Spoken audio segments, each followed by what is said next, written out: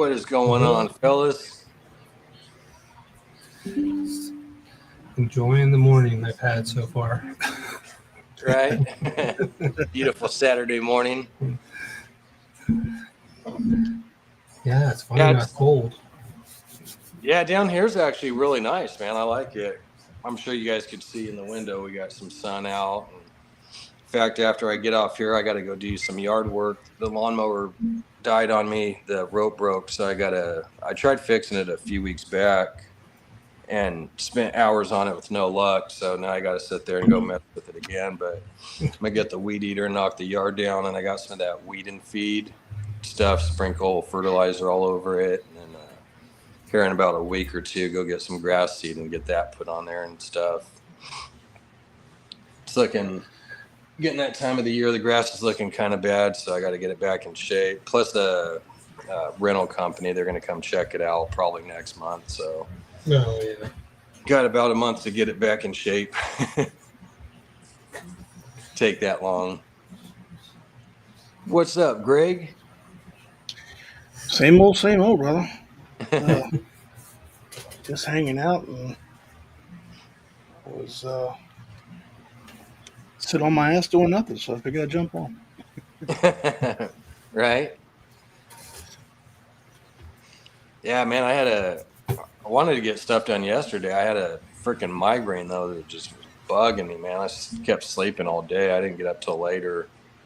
I was telling Will, though, I've been staying up late, so it's like, you know how it is at this age, man, if you don't have to drink. If you just get up, if you stay up late, and when you get up, man, you feel hungover and shit. All groggy and yeah, groggy and like a zombie and shit. Like, man, I hate it.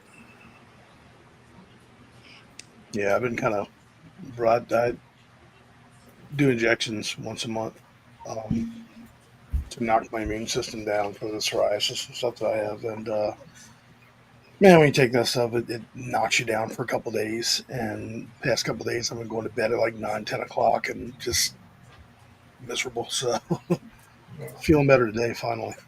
Good. Yeah. No energy. God knows. That's good. At least you're feeling better now. Yeah. Yeah. It's a monthly cycle. Sammy? Sammy? I thought maybe Sammy would have jumped up on here too. Was that new? That picture in the... Oh, he's going to a concert. I'm headed up to a casino to go see a concert with my granddaughter. Nice. Because that was a nice snake. Oh, that one Sammy put it? Mm-hmm. Yeah, that was pretty cool. What up, Brave? How you doing? Brave. We got brother Stan in here. What's up, Stan? Hope all is well. What's up, Stan?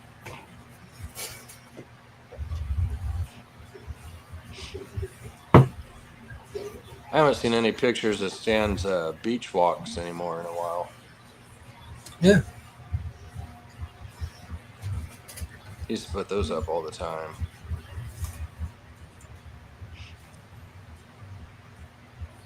Oh, man, Greg, I should have probably got that damn red stripe from you in a way.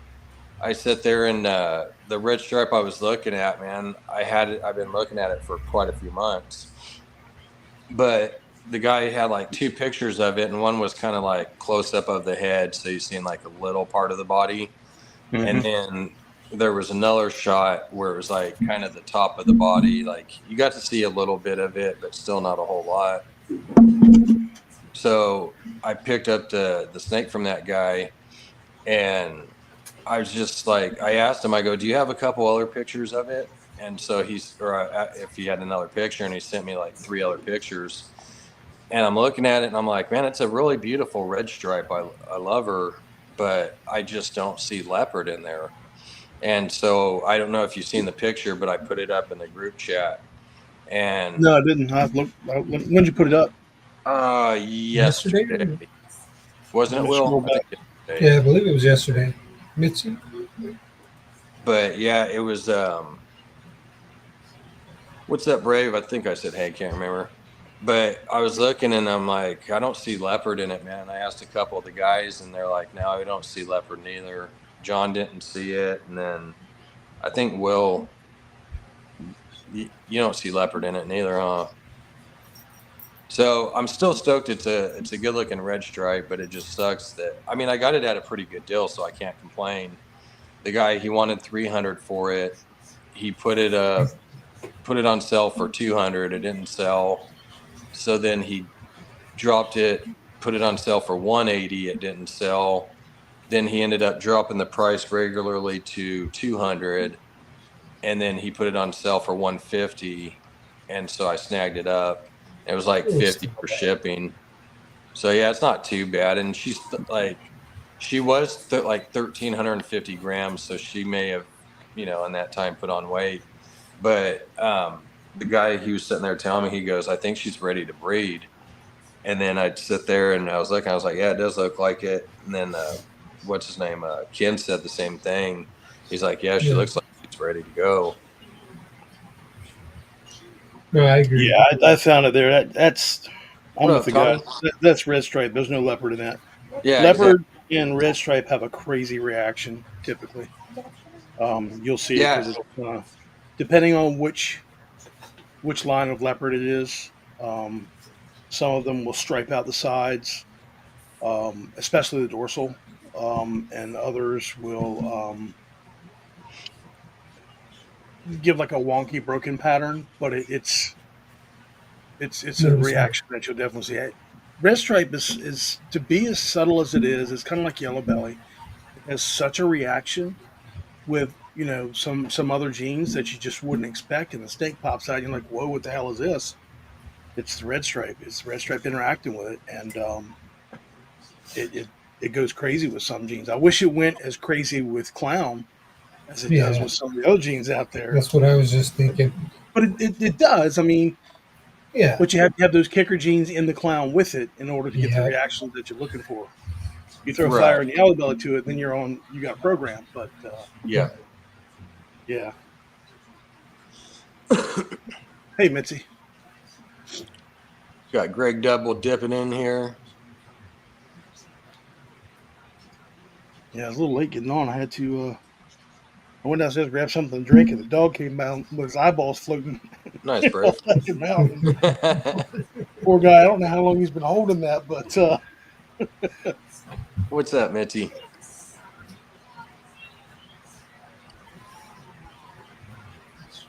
Yeah, Will got some new snakes in too.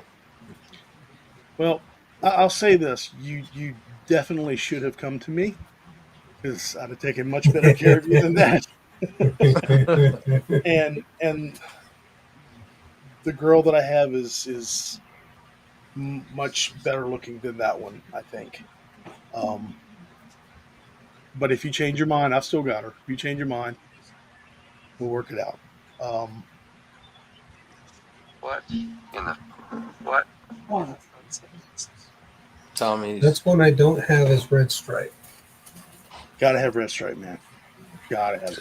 I know. I got red gene, but I want red stripe. I need red stripe. I know a guy. Just saying. Yeah, red stripe's actually, it's a really nice gene. I like it. I've been wanting it for a while, and so it was nice to sit there and be able to get it. I think red stripe looks good in quite a few things. Like banana and red stripe looks really good.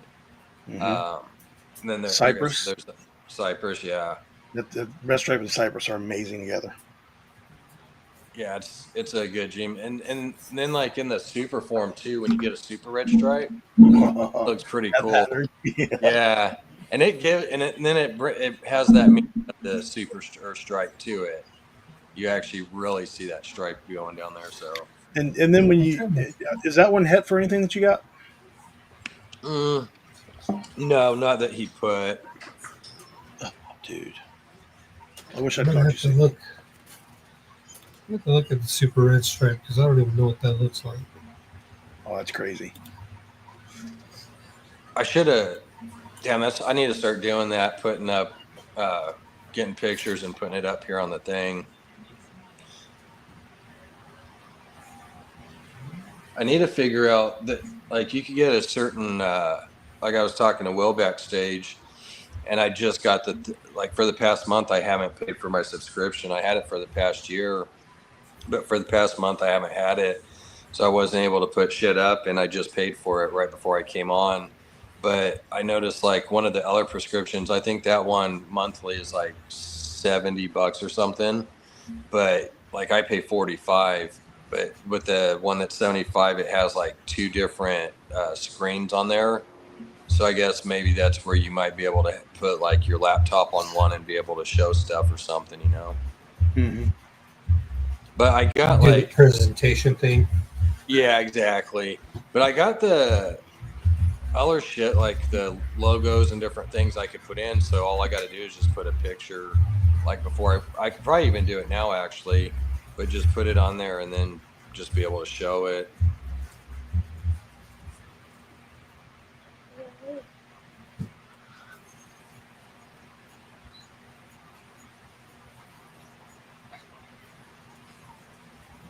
What's up, James? Hope all is well. James be easy. Yep.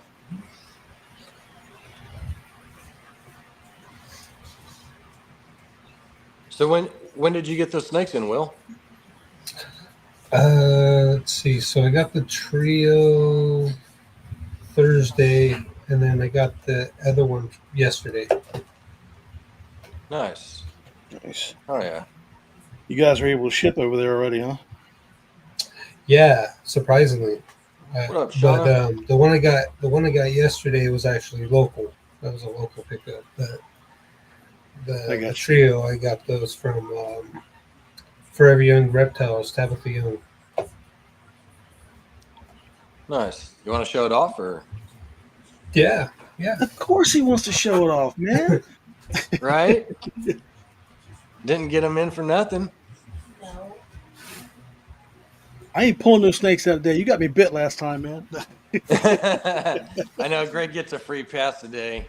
No, Yeah, actually, that got me everybody in my man cave here got fed last night, so they're all So- fat and happy. So it was brought to me in shed. Always right. Yeah, but this is a hypo Jollof Tiger, 100% het VPI. Nice. Nice. Some nice pattern on there. Yeah, and then the girls that I got. Let's see if I can. And the girls that I got are double het VPI and hypo 100%. Does that tiger have a super form? Yeah, I got the Super Tiger as well. I just fed him What up, today though, Steve? so I don't really want to mess with them too much. But yeah, I do have a Super Tiger form. So, I mean, just what does that look like? I don't know that I've seen one. Is that really reduced something like KRG, or is it more along the lines of? So the tiger, it'll kind of give it like a caramel color, and then it'll also kind of start to take out alien head eyes. Uh-huh. So it reduces the amount of eyes, and then it'll Okay. kind of give it like a striping. But then the super kind of works a little bit different. It makes them like really, really wide, blotchy with like no eyelets at all. Okay. But just, I mean, look at what it's done to the hypo. You know what I mean? Yeah. It's hard to tell in a snake like that where hypo has so much pattern influence.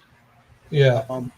And honestly, VPI, from what we've seen in ours, has a little bit of influence on the pattern too. Yeah. So it's hard to see what the base genes are supposed to look like when you've got those in there. Yeah. Like our line, we've got some regular hypo, and then we've got orange ghost. And the orange ghost, if you want to see what the pattern is, you better look at it before you put the orange ghost in it, because the orange ghost it's like pastel, man. It mixes it all up, and it's crazy. Oh yeah. Nice. Oh yeah. No, I got some I got some orange ghosts in the collection as well. Yeah. But yeah. Unfortunately, this guy, yeah, he just went blue. Just went blue. It still looks nice though. What's up, Steve? What's going on, Steve? Nice, Dan. Puddle of Mud. That's dope. That one song, She Fucking Hates Me. Here's one of the double half females. I can get her to. Nice. Oh, yeah. That's some dark black too. Yeah. It's like Yeah, a like jet I said, like, and I wish it would show a little bit better on here, but man, I mean, bright. It's bright. And the other one, she's just as much in shed as the male is right now. But yeah, definitely can't wait till these grow up and I can start making some true ghost tigers. Yeah. What else are you working in VPI? What up, John? I'm working the tiger into the VPI. I'm going to be working pied into VPI. What else do I got in there? I got some other stuff too. I'm kind of looking at this next one that I got yesterday that I haven't really told anyone what it is that I'm going to bring out right now. That one I'm probably going to work in the VPI. Mm-hmm. But well, I guess I can go get it real quick and show you, and then that way you guys can kind of see what I'm talking about. You said you had a super tiger also? Yeah. He did, but he said he just fed it, so he didn't mess with it. Yeah, those were pretty nice looking. Yeah, I've seen some that were just mixed with so many genes that you couldn't really tell what the tiger was doing in there. At least I couldn't, because I'm not that familiar with the gene. So Right. it's nice to see it with just a few others in there. Yeah. There definitely. is a JAG gene too that Kevin McCurley has too that sometimes I've people seen see that. that. Yeah, that's amazing. That I like the pattern on that. What's up, John? Oh yeah, look at that. So that's spider pastel. Mm-hmm. Is that?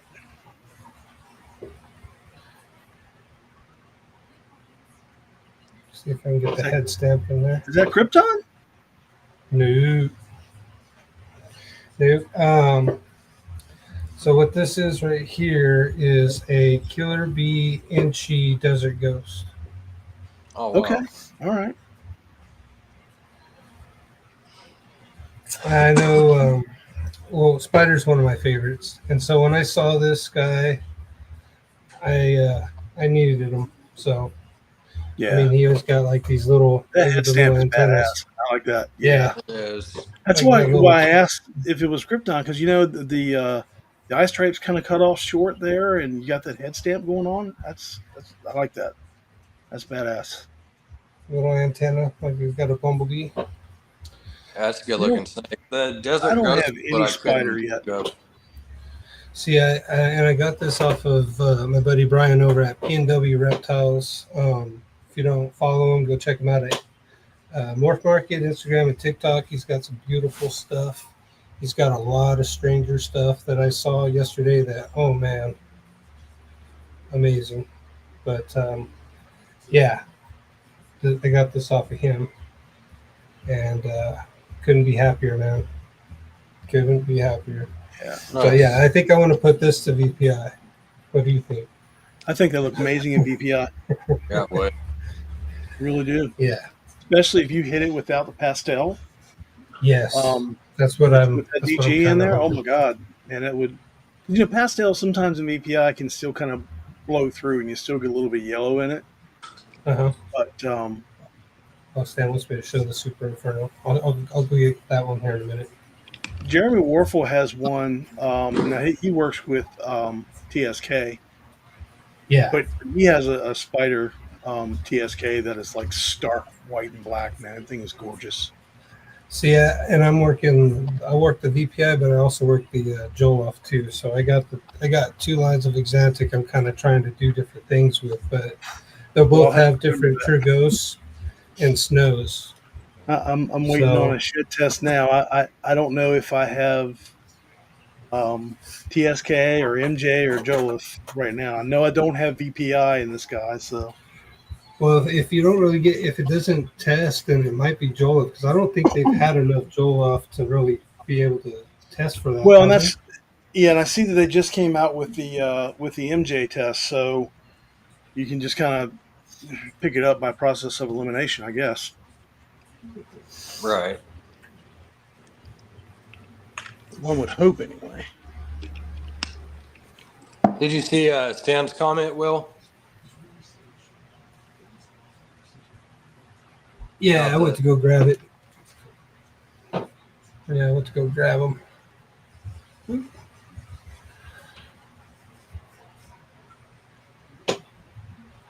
Yeah, That's that nice. all kinds of crazy. Yeah, pattern's crazy on it.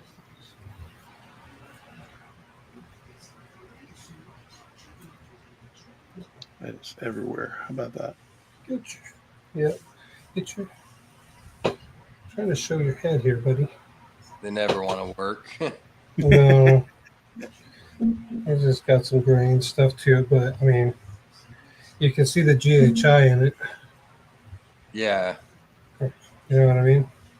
JHI is pretty strong. Can be We at we times. we hatched a clutch of GHI, pastel, and super pastel, and clowns last year, and those animals. I mean, just the Yeah. GHI pastels are just amazing. Yeah. They're incredible, and they hold their color well. What up, And the Mako? pattern is just sick. Nice. Yep. This is the Super Inferno Fader GHI. Plus.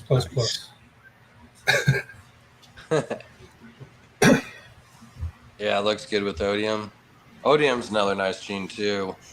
Yeah. That's what I was telling Stan, hey. Put it to the Odium. Yep. Yeah,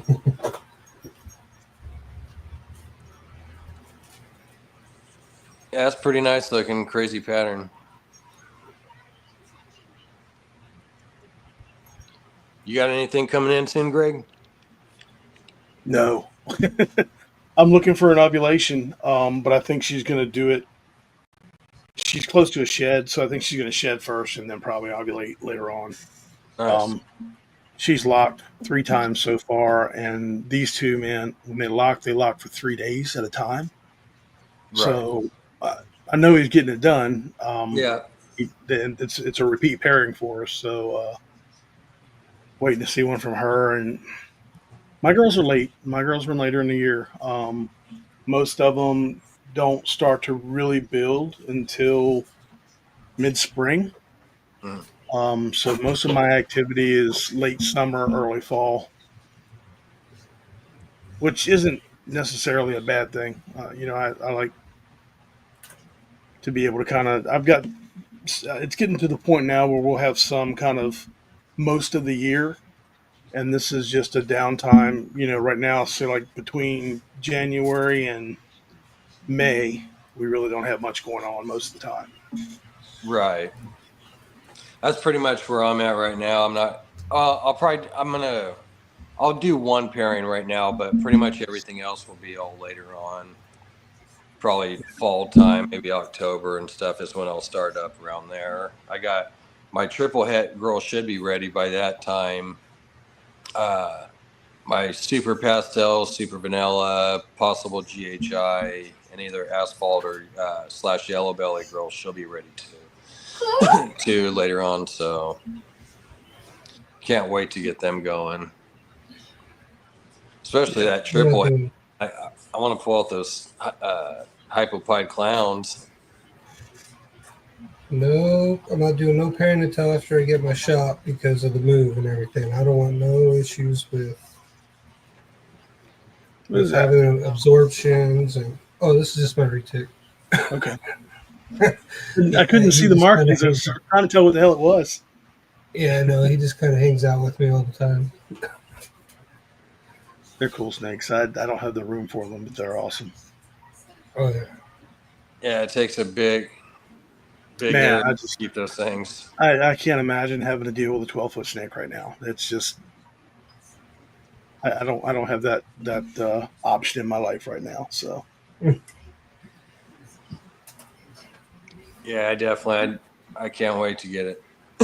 Get into some more bigger snakes, Hypopipe. but like you, I kind of need more room.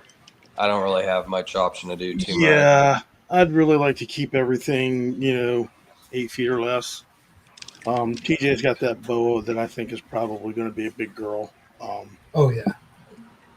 She's a red rum, so she's a red tail Oh mix, yeah. and they usually get a little on the bigger side from what I've understood. So Right. um, I would like to get into maybe some coastal carpets, and they'll get a little bit bigger than my jungles, um, but they'll still be under the 10-foot mark for the most part. Right. So with the hypopipe clowns, are we gonna or after we saw what the scrambler does, are we gonna put scrambler in there too, or Oh, for sure. because I There's a always thought pinstripe. Oh yeah, there we go. Never mind. You got the snake. let's see here.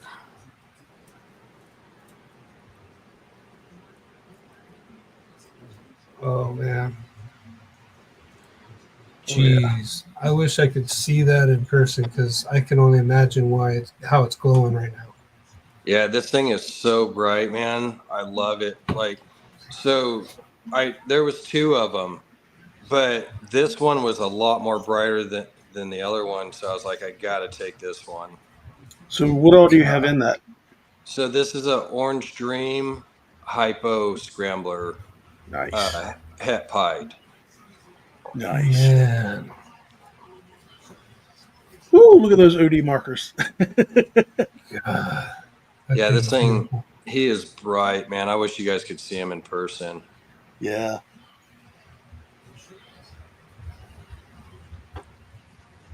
Yeah, that Scrambler's crazy though. It's like, I just love how it looks with the black in it. yeah, exactly. God, kind of wish my calico had it. Yeah, this is actually I want to put with that calico lace I got. Oh, dude, yeah, Mm. for sure. Lace alone will make that pop, man. Holy Oh smokes! yeah. It looked Wow. crazy. Yeah. You get lace in that, you save me one. Yeah, for sure. Wow. Yeah. Yeah, next year I should be able to breed them. The pairing, because the female, I think she's about 300 grams right now. I picked up a super OD girl Oh, nice. this year from a show, but she's gorgeous, but What up, Shauna? she's got ultramel, so that's where she's going. I'm not going to be doing anything with the OD outside of ultramel and her for probably a few years. Trying to get this ultramel project off the ground. I mean, I'm making them, but last year all I made was males, so using a het female. So you kind of it's a roll of the dice what you're working with. So it's hard to put other genes into it working with hets because you never know what you're going to end up with, and you can't depend on anything or count on anything. So Right.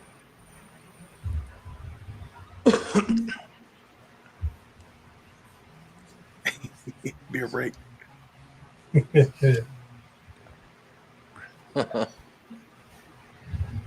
Nice, John.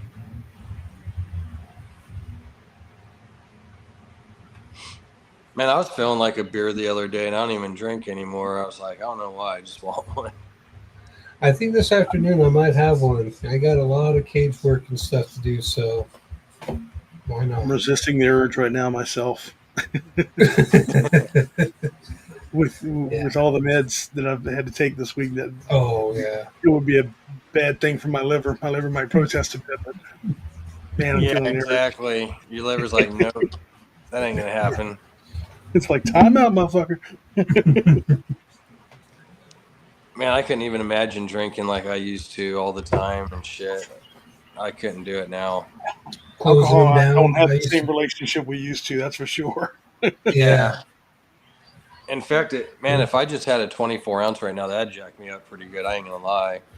I'd be feeling it.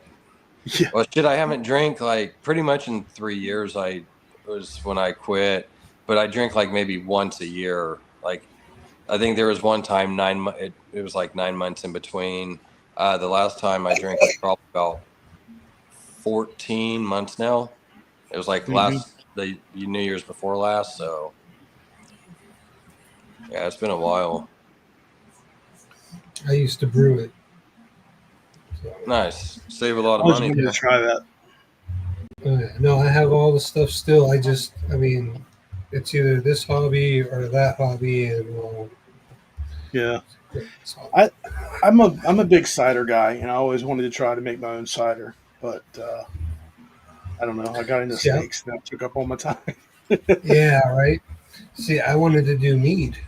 I thought it'd be fun to do mead, hmm but I've never went out and they have the little packages you could just buy the bundle and do it, but I just haven't. But there's a particular one that I wanted to try. It's called like Viking's Blood Mead or something like that, and that's supposed to be like the best mead out there or something. So, I've never but I had never meat. did do it.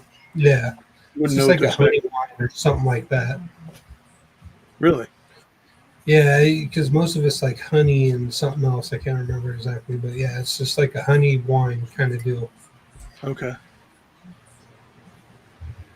I've always been interested in what exactly that is, but I just like you said, I don't drink that much anymore. So, and I Yeah. have this hobby that keeps me really busy. Yeah, that's Shoot, that's one of the there's other reasons echoes why I coming out of my don't. ears I don't even know about. Yeah, that's one Yeah. of the other reasons I don't drink is because of the snakes. It's like I don't know. I wouldn't put as much time into them and everything.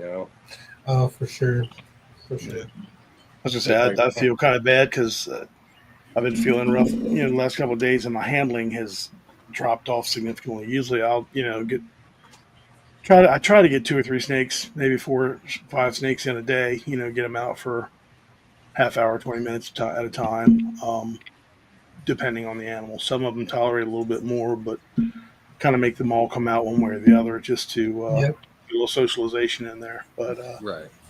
I went through a hatchling rack some yesterday and was pulling a few out, and I got to spend some more time in there. Some of Nice. those little bastards are vampires.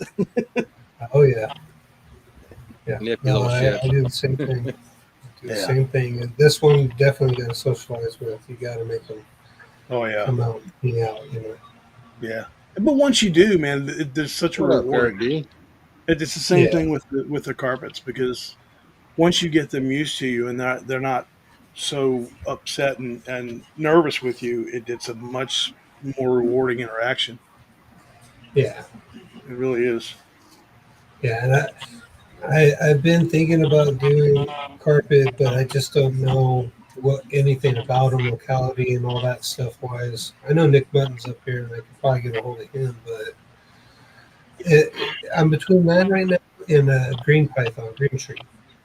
Carpets are pretty easy so far as Morelia goes. Now, when you get into green trees, that's a whole new ball game. That's a Yeah, and I that's said me. long ago, I don't think that I'm built for the heartache that is green tree python breeding. Because you hear the horror stories from the guys doing it, and it just seems, you know, for us as ball python breeders, you Nice, hear Eric. somebody losing a clutch or something like that. They're, oh my god. Well, and you go into some of these forums with the green tree guys, and they're not only losing a clutch, but they're losing, their breeder animals, and it's like, oh my god, man, I couldn't do it, and that's a lot of money invested in that for something to go wrong. Like an animal prolapse or something like that. It's just scares the shit out of me. I'm being That's honest. yeah, and that's the reason right there why I haven't done it yet is because I just can't get over that part right there. It's just getting Yeah, it here, everything seems okay, and then just one day out of nowhere, Yeah. No. Yeah, and it Yeah. happens too. Carpets Yeah. thus far, I'm not the most experienced with them, but the ones that I have thus far has really proven to be a rewarding experience and not as difficult as I expected it to be. Um, but I kind of did my homework before I got into it, and made sure that I wanted to make the decision before I pulled the trigger. Um, but I'll be honest, the first time that the carpet is the first snake that I've ever seen, the jungle carpet, that I said I have to have that snake. I want that. And then I asked the guy in the pet shop when we were looking. I said, how big do they get? He said, about 10 feet. I was like, fuck, I don't want that. No, no, no. Back away from that. Well, then I realized and learned that the jungle carpets don't get that big. Typically, they're between 5 and 7 feet. So it's they're going to be my favorite animal to work with. I think. So how big do you end up having when they're full grown? How big of an enclosure do they actually need? Um, a minimum of a 4 by 2 by 2. Okay, that's what I Um, was going to say. All right. I have an adult male. Actually, I can get him. He's in a 4 by 2 by 2 now, but I think when we move, I'm going to consider a 5 by 3 by 2, just to give him a little more climbing room, Nice. climbing space. Give me a second. I'll grab him. I'll show you. Okay. Yeah, because I had thought that they like to climb too, so I wasn't sure if they needed to be high up too, or Yeah, that's what I ended up doing with this guy. Nice. Diamond pythons are cool, and so are scrub pythons. Oh yeah, I Yeah, agree with that. Those are pretty cool, Brave. Yeah, because I mean, and that's the one thing I'm gonna love about when I get to Snake Shop is being able to have him in a big old huge enclosure and just watch him just kind of do his own thing. Yep. Nice big enclosure, able to stretch out, move around, and all that good stuff. Oh yeah. Those eyes are neat. Oh yeah. Crazy.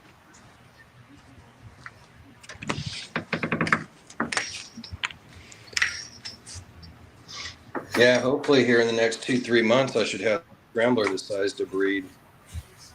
That's gonna be cool. In fact, I gotta weigh him. He was like 240 or something, but I think he might be a little bigger now. He might be like 400. Can't wait to get that guy into the program, man. I'm gonna have some nice stuff with him. What weight do you generally wait for before you start with the mount? So the few that I've done, I had one that was like 700 grams, but I did a male at like 450. But he was probably he was over a year old. He was probably like 16 months or so. So he had the age and the weight that wasn't too bad. I mean, he went and everything. And what I even did was just popped him and kind of got that sperm plug out of there just to make sure that he produced, some more fresher and potent stuff that would work. But yeah, if I could, I would try to get my male to at least 500. That's where I would probably prefer them at, but the 450 works. So, but I would probably do 500. Have you ever ran into any of them like not wanting to eat because all they want to do is just breed? No, I haven't had to deal with that yet. No. Have you? Yeah. Yeah, right now actually, but it seems like since I've gotten him back on the cocoa and whatnot, he's been eating a lot better. So, Nice. but there for a while, because I would breed them and then I would take them out and then I would feed them, breed them, take them out, feed them, and then I stopped breeding them and I fed them, and then after that I'd put food in there, nothing.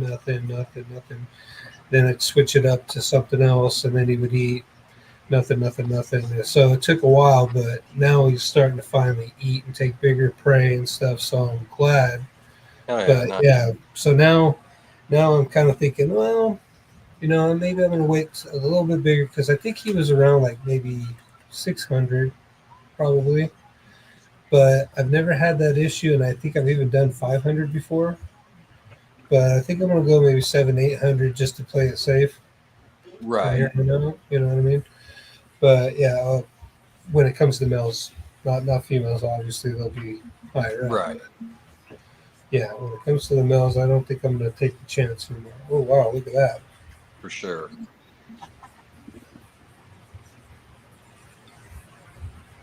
So this is Crikey. Picked him up earlier this year.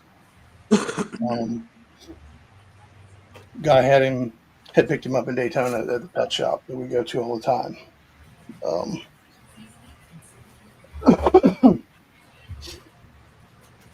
So as you can see, he's probably hunting too high. He's probably just at about 6 feet, maybe a little shy. Yeah, you can tell he's pretty big. Yeah. They're a strong snake. They'll Oh yeah. fool you with how strong they are. For as thin of body structures they have. Really? So he looks like a tiger. I know that thing's cool. Yeah. The bands on it. Stan said, And this what? is the jungle, shop? right? Yeah, this is a jungle carpet. Just a Okay. regular. I gotta watch him. If he gets in this chair, I'm screwed.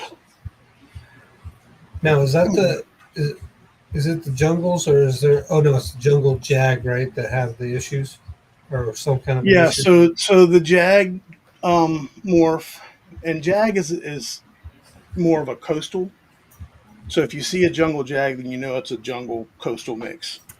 Okay. Um, the Jags have a head wobble, very similar to what you see in the spider gene, um, and also like the hidden gene woma. So if you breed a Jag to a Jag, you will create a leucistic snake that at most will live about a week or two.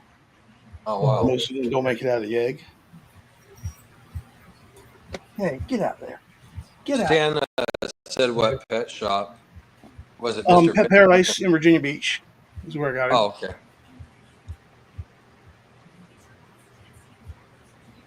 But they like on Sundays they'll do a Facebook post of new animals they have in or animals they have on sale. And we didn't go to Daytona this year, but when they got back from Daytona, they showed him on that, said, we got this, and I was calling him like the next day. Hey, how much is that snake? I need him now. Yeah.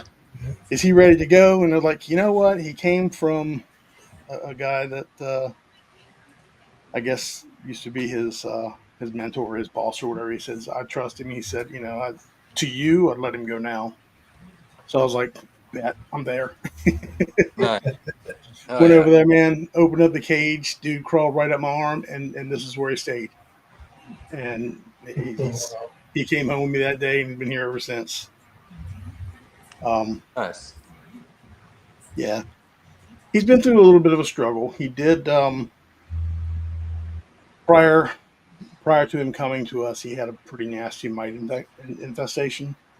Um, so I didn't know it at the time, but one of the clues that to that is with carpets, especially, their eyes will sink in, and they're really susceptible to getting anemia from the mites. They're really hard on them. Wow. So we had to deal with that with him for a while, and he had a little bit of an RI that he was kind of working through. But I mean, he pulled through. A couple of visits to the vet for some blood work and stuff, and meds, and he's done really well. Nice. That sucks, though, that they're prone to getting sick like that. You know, some animals are affected by parasites more than others. You know, Yeah. and Yeah. the mites are hard on them. Um, you know, we base everything upon our knowledge of ball pythons, but truthfully, ball pythons are one of the hardiest snakes out there. Hmm. I mean, you name one snake that will take the abuse that a ball python will, and still function and still, Right. stay relatively healthy. Um, I can think of one, and that being a corn snake. Corn snakes don't give a shit, man. they see, they're crazy. But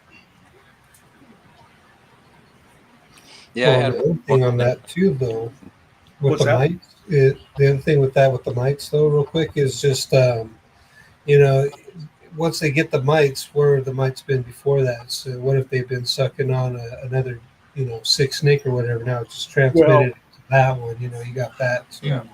right, You right. know, it's unfortunate. Yeah, for Yeah, sure. he so when we had him when we had him at the vet, um for the blood work and all, I was holding most of his body, and TJ said, "Well, I'll get the head." And we were there together. So she grabbed his head about right here. She now knows what a full-grown carpet python bite feels like. Because he turned around, when that vet stuck in with that needle, he turned around and nailed her.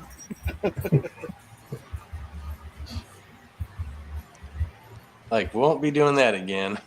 Yeah, yeah. And he does tend to stress a little bit when you have him out. Oh, shit, he's in the chair. Ugh. I think that. Yeah, Yeah. that happens to me all the time. Yep. Dude, it's one thing with a ball, but you see that prehensile tail? Yeah. Yep. Oh yeah. No, this So this his enclosure is at the bottom of my steps. Most of the time I was gone, I spent unwrapping him from his perches in the enclosure. Are you going to go through or not? I'm not letting you wrap that chair up. Tell and that the game scramble begins. day, man. Like, or the past few days, I'd pull him out and he'd sit there and he'd be taking off all fast. Or I was by the couch and he'd sit there and try to take off. And once he got kind of close to it, and I was like, "Oh shit, man! I hope he didn't get his head stuck in there or something." But luckily, I got him out. Crazy. Some of those balls will just chill, and then there's some, man, that are just, and that goes with any snake, that are just super active. But It does. Like, Cranky here stresses a little bit with handling. Um, like you hear him, he'll start to blow his breath. Kind of sounds like a pop off valve sometimes. yeah, Um, and that's how you know he's had enough. Um, but my other male, he'll come out and hang out all day. He don't care. He's chill. nice. Good on Come you. on, dude. You killing me, Smalls. Look, unwrap that. There you go. Come on. Grab my fingers. Yeah, you sucker. There we go. It's amazing how well they can articulate that tail too. Yeah, for sure. I mean, he can wrap that thing up and tie it in a knot with no effort. All right, I'm gonna stick him back. You okay? He's all enjoying that toy. Oh yeah. You just made that too. Yeah. Oh yeah. I have a bigger one too that I'm making. But yeah, no, I make them all kinds of stuff, little jungle gyms and stuff like that. I had a knife and I took and put that paracord around the grip. Yeah. Yeah, it's pretty neat. Yeah, no, I just hot glue gun and then just wrap it and hot glue gun and then I just painted all this stuff up and everything and then Now he can just kind of sit there. As you can see his tail, look at his tail. He got that sucker wrapped. That's neat. I got to Yeah, get some of the nice. water dishes from you, in fact. Oh yeah, yeah. No, I've been, and all of them are still going. No leaks, no nothing. Nice. Yeah, I have to get in touch with you. I need to get some ordered in. Give me an idea, kind of how big you want them to, so I can kind of make them just how you want them. Okay, because I think I'm gonna have a couple different sizes done. I'm gonna have some for the smaller ones, snakes, and then Yeah. for the bigger ones too. So I'll definitely get a couple sizes. Yeah, nice not having that water spill out and everything. Oh yeah. No, I love it. I love not having to worry about it. And then a lot of them, you'll catch them just sitting inside of them too. They get Yeah. comfortable and they'll just sit inside the water dish. And I kind of have it where it widens. It's wide on the bottom, and then it'll just kind of go up like a cone on the top. So that way, it's hard to explain. I'd have to actually show you, but it won't spill or nothing. They haven't been Yeah, able to. that's what I like about those ones. I like when they have them where it's like it's wide, but then it gets narrow. It kind of Yeah. like it goes in kind of like a mountain because that will stop it from spilling and everything. Because if you have them just like straight up, it's like that weight will just tilt that whole thing. But when you have them angled, they can't. There's not enough to put pressure or enough weight on it. So yeah, I like those. No, There's I have that. I already have that all saved up and everything from the tests and everything. So I have that file saved, and I can change it to all kinds of different sizes and nice. stuff like that. I You got I want to get away from the deli cups is what I want to do. Yeah, exactly. Do you got different colors too, or is it just one color? I can get it. Just depends on whatever filament, really. I'm gonna get a bunch of black and white here soon, but really it's just whatever color. I just have to order the filament, and I can make it whatever color. Nice. I'll I take can whatever get. color, but I wouldn't mind having like a bunch of blue ones done or something too. See, yeah, no, you could even do blues and for the boys and then pinks for the girls, or however you want Yep. to do it. You know what I mean? Yeah, But for yeah, sure. you can do blue. I can get a bunch of blue. Nice. Yeah. No, in fact, they have all kinds of different blues too. What I could even do is I can even just send you all the different blues I can find, and then you can kind of pick from there if you want. Even Oh yeah. Sweet. that way, we get the blue that you want. Nice. Yeah. Yeah. Eventually, I'm gonna have you do some shit. What do you call it? The freaking I can't even think of the name. Uh, the little 4-door thing for them for inside the tubs. They're I had it right there. They're hides. Oh, yeah, okay, yeah. I just made one for my new Scorpion that's coming in on Tuesday. It's just a little skull. Oh, that's pretty cool. That way, I can just chill inside of it. And this Hey, is a red black, so it fades to black. See, it goes from red to black.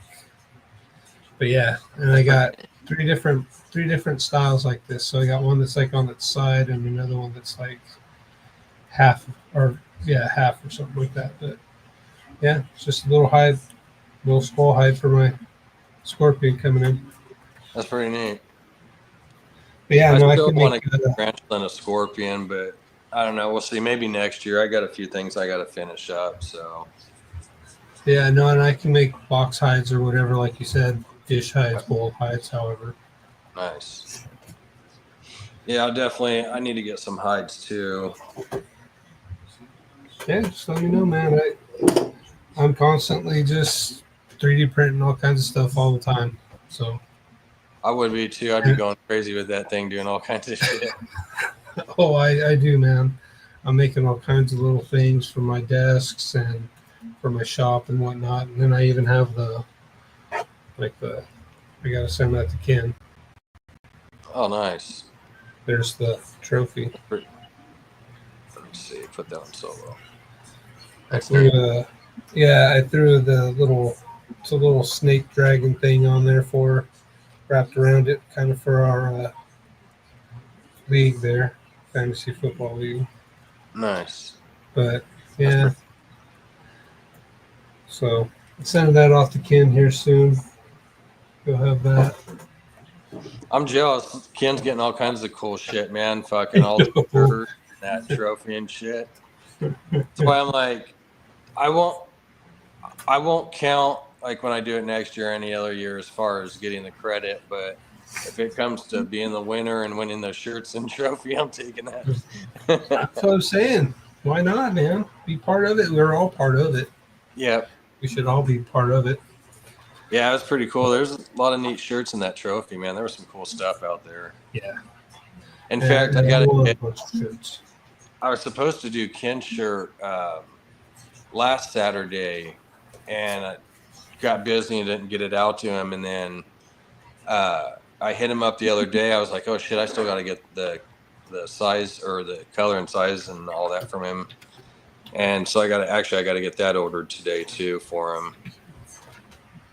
What's up, Mark? Hope all is well. Over here. There you go. Man, Greg must be having a hard time getting that snake back in there.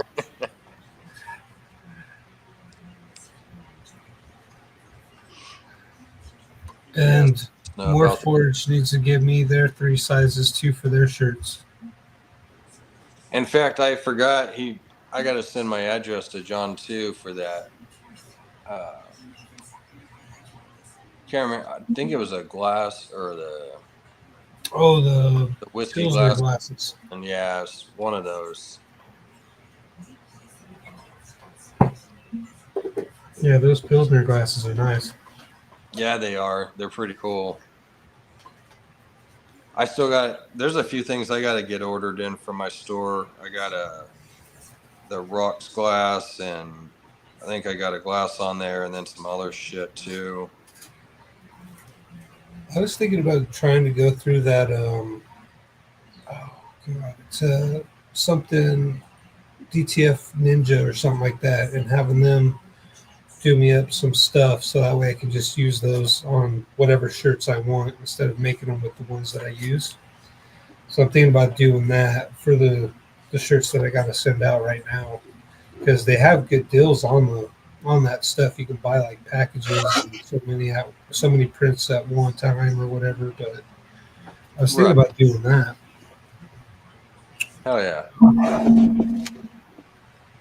We have a container. In fact, I got a few shirts I got to order in too.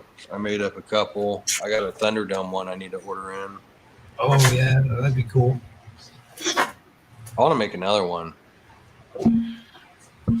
Carl, you cannot have my soda. Oh, thank you, Mark. I appreciate it. Yeah, I love that guy. Can't wait to get him in the rotation. Sure. Come back here, sir. No. In fact, I'm going to go grab Check that. this one out. Ooh, what is this? That's nice. PHI. Believe it or not, Have that? that's just GHI, Super Pastel, and it's that clown. Oh, wow. That's bright. It is. I like that pattern too. This is one of those snakes that the clown version does not look as good as the The het version. the non recessive version, I should say. That is nice. I like that. Yeah, man. So do you think the het clown is what's messing with that GHI a little bit? I know the Super Pastel is, but Nah, it's the pastel. It's the pastel for sure. Yeah. This one, I don't think this one is. The sire is also yellow belly. Oh, okay.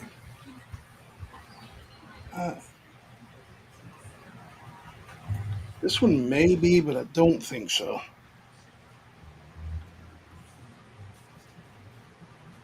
I don't think so because he's a little more lifted on the sides, and his alien heads are just a little more pinched. And his yellow is it's a deeper tone than these are. It's a gorgeous snake. That one's available. Yeah, that is nice. Elias bought one that's not super. It's just the pastel and GHI, and the contrast on that snake is really amazing. Nice. She's waiting for us to be able to ship that out to her. Yeah, pastel does some crazy stuff to the pattern. I like the way it changes things up. So, talking about snakes that look better in their codon form.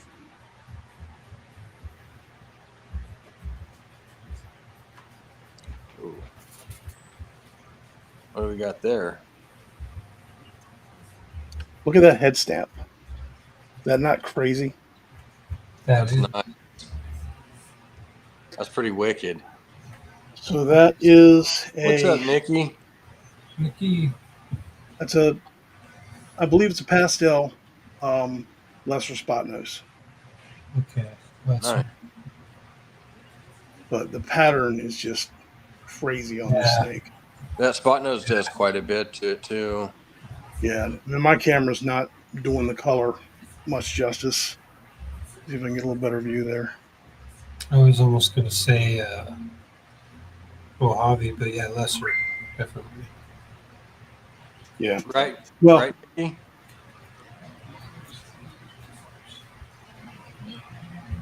I'm trying. I sometimes just have malfunctions, but I'm trying. That's a nice looking snake, Greg. yeah, I hatched two of these, and neither one of these is going anywhere. At least not for now. No, I don't blame you.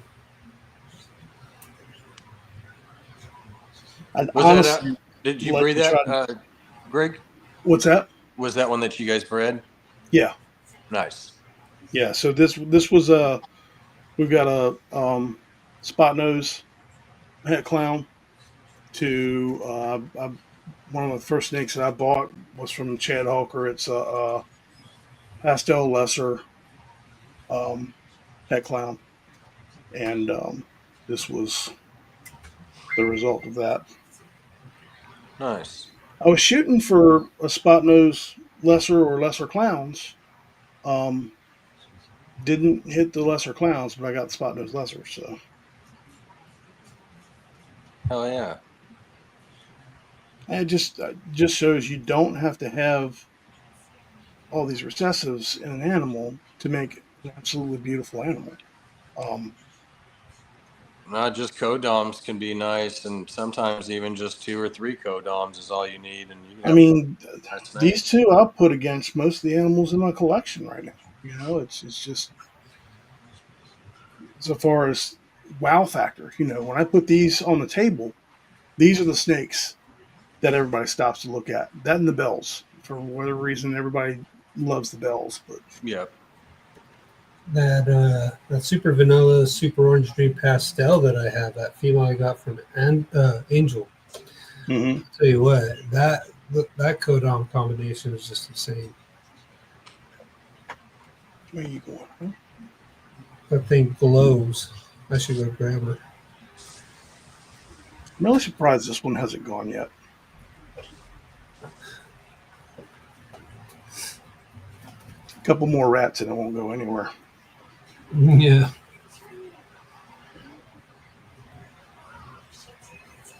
I was telling TJ the other day, I mean, I've got the male version of this, but it would be nice to have the female version as well. Yeah, it gives more option. Yeah. Yeah. Which honestly, I don't know what else I would do to that snake. I don't know what else Yes, I do. Yes, I do. Lace all day. Base, yeah. Lace, and I've got a DG male that I picked up this year. He might go well to that. Be interesting to see what he would do in that spot nose lesser.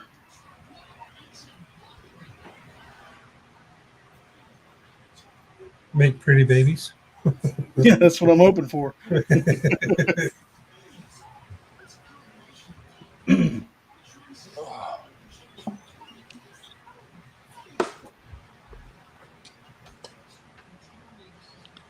Put you back. Let me put you back.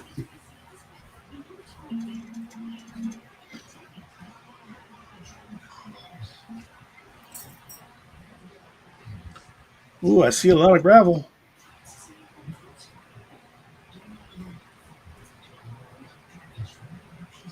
Wow. This is that calico lace girl, Uh huh. 50% het hypo.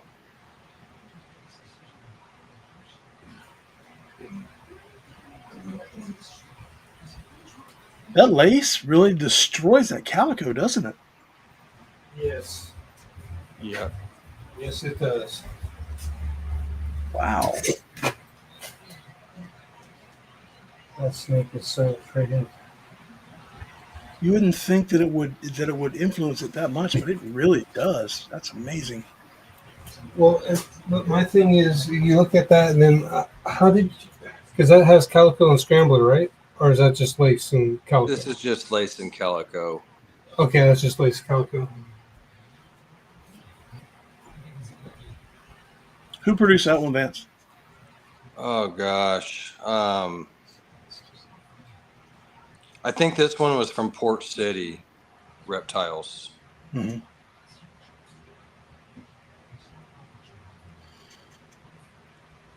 This girl does not like to work with me. Come on, girl. Show that body off.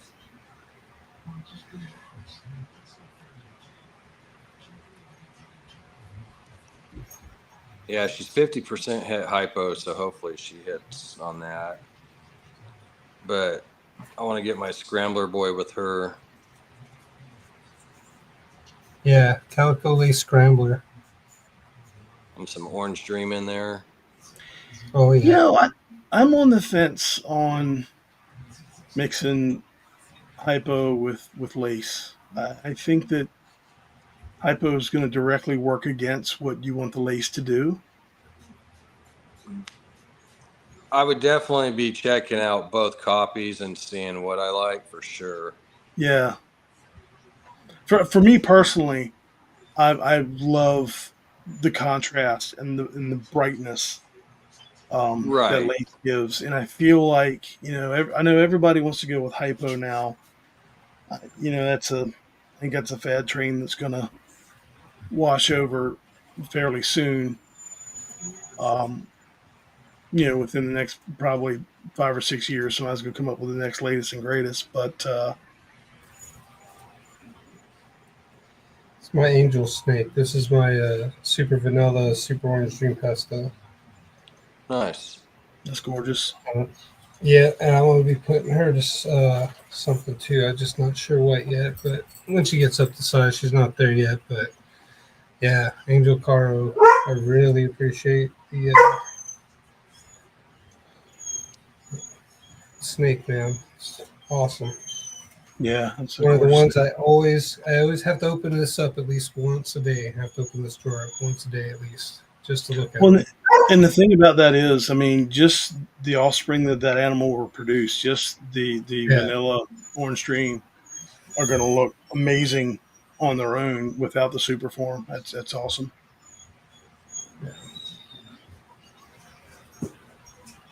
Yeah, for sure.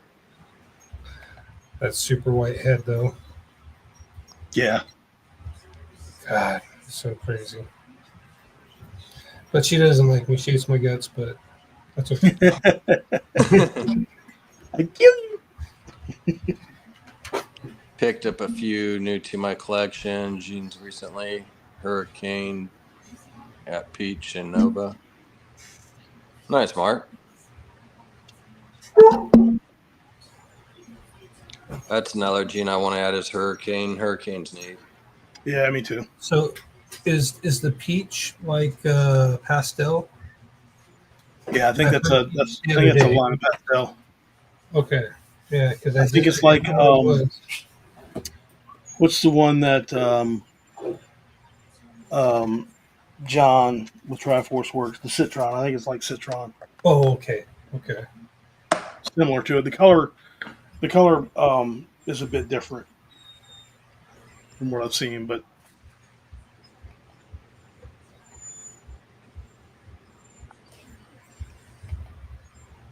Yes, he does, Mark. Yes, he does. You got some more stuff coming, Will? I think I still have one coming from Josh having a ball from the raffle a while back, but obviously when weather's good and whatnot. Nice. Other than that, that's all I have right now. You go outside. Did they say when they're doing that auction for keys? isn't that tomorrow? I think it's Is it- tomorrow. I think Fred and AJ are doing on their show tomorrow. Interesting. When TJ gets home tonight, we got to figure out. We're going to throw a couple pairs in there, but we want to get some breeding pairs that make sense. Throw them there together. Bears, huh? Some Yeah, adults. yeah. I mean, it'll probably be head to heads because we really don't have much else in the racks right now. The visuals that I have for some projects, I'm just not willing to let go of yet. Yeah. Got to keep some for the home team. But we'll put some things together. Yeah, that's kind of where I'm at, man. Basically, just everything I'm getting is adults. Mhm. That male scrambler, he's almost ready to breed here in a few months, so he'll be ready to mix up in there. But everything pretty much is going to be adults and females. Like, Yeah. I would like to get at least two. I want to get at least one more adult female, and then I have another baby that I'm looking at that's got two genes I really would love to add into my collection. And then there's like maybe two other males that I'm gonna get. One's a recessive. Actually, both are recessives that I would like to add into my collection, and that's probably it for the most part. Mhm. But just trying to get stuff pretty ready to breed. Like I said, I got one adult female that's going to be coming in next week, and then maybe get like one other one, and that's have a little something for this year. Maybe get 4 to 6 clutches or so, but Yeah. nothing too crazy. I may try to pick me up something female that's either Desert Ghost or had Desert Ghost baby just for that male now that I picked him up. But other than that, I plan on straight to the snake shop with everything I got right now. Yeah. In fact, that's one of the males I want to get is a Desert Ghost. Then I like to get a paint male, but those are kind of more towards the back burner. I don't really need those right now. I'm more interested in the females. Yeah. Especially since one of the females I'm going to get, I think she's like 300, maybe 400, 500 grams. So she's getting kind of close. So she's not too far off, but still be a little bit before I get her bred. John said, and Shauna, it's tomorrow, I think, 3 or 4 Eastern. Yeah, I'm pretty sure Donna Fred said- and AJ are doing it. So I think I got my notification set too, so I should be good on that one. I hate counting on those things, and I set them so much, and then like for Nikki and Kurt, I'll set a notification for their thing, and it won't alert me to it, and I'm like, damn, man. when they do alert, I never hear the damn thing. So That's true. That's true. In fact, that lookout one they just started. I notified myself and I never got it. yeah, Damn. I'll be honest, man. With all of with the Instagram and the TikTok and everything that's dinging off on my phone all the time, Yeah. constantly, it's I'm sorry about overwhelming at times. This is why I disappear from social media for days on end. Yeah. You'll notice I haven't been in the chats in forever. No, that's true, man. It's like always constantly going off, like, or Yeah. trying to sit there and see like what you guys, put in there, the messages, and then it's like somebody just started a new live video and you accidentally hit that and it goes to their stupid video, and I'm like, no, I I want to go remember see the message. the first group that we joined in on. We joined in on Emilio's group. What's it? The shit. I don't even remember what the hell he called it now. V-Unit or something? The unit. That's it. And when we first got in it, in the chats, and there was like 10 or 15 of us in there chatting up. Man, this is really cool. This is really awesome. Fast forward a couple of months, and there's like 30 or 40 people in there, and all day and all night long, the phones went ding, ding, ding, ding, ding. It's like, I'm missing messages, because of all the. I just ignore it because of all the dings coming through, and I can't set a different tone for it. Like some of the things you can, but that you can. It's Yeah, sure. It is hard though when they're sitting there and there's just things popping off all day long. It's like it's nice when that group chat, like, it's going, like it's staying busy, but it's not too far to where you go back and you're like, shit, I'm 300 messages back now. yeah. Like like with Wiz's group now, man. It'll be a couple days before I'll log in on there, and by then there's just so much to try to read to catch up on. I'm like, scroll to the bottom and just kind of start from there. Hey, what's up? What's happening? Start like you've been there the whole time. Yeah, and now everybody's got Discords going on, so there's that action on the side too, which is, by the way, the same ringtone. So, That's the one I get behind on, is all Discords. oh yeah. The Discord make it nice because you can get in there and everybody can get in a voice chat, and you can have Yep. I think up to 20 people in the voice chat at one time, and that's kind of awesome. Or video chat if you want to, but it's like KG, when you're in his group, if you're talking, you want your camera on, and that's cool. Makes everybody interact, helps everybody learn each other's faces. Yeah. But it's for me, it's overwhelming. I'll be honest. So when I disappeared, don't take it personal. It's just me. I need to reset my batteries low.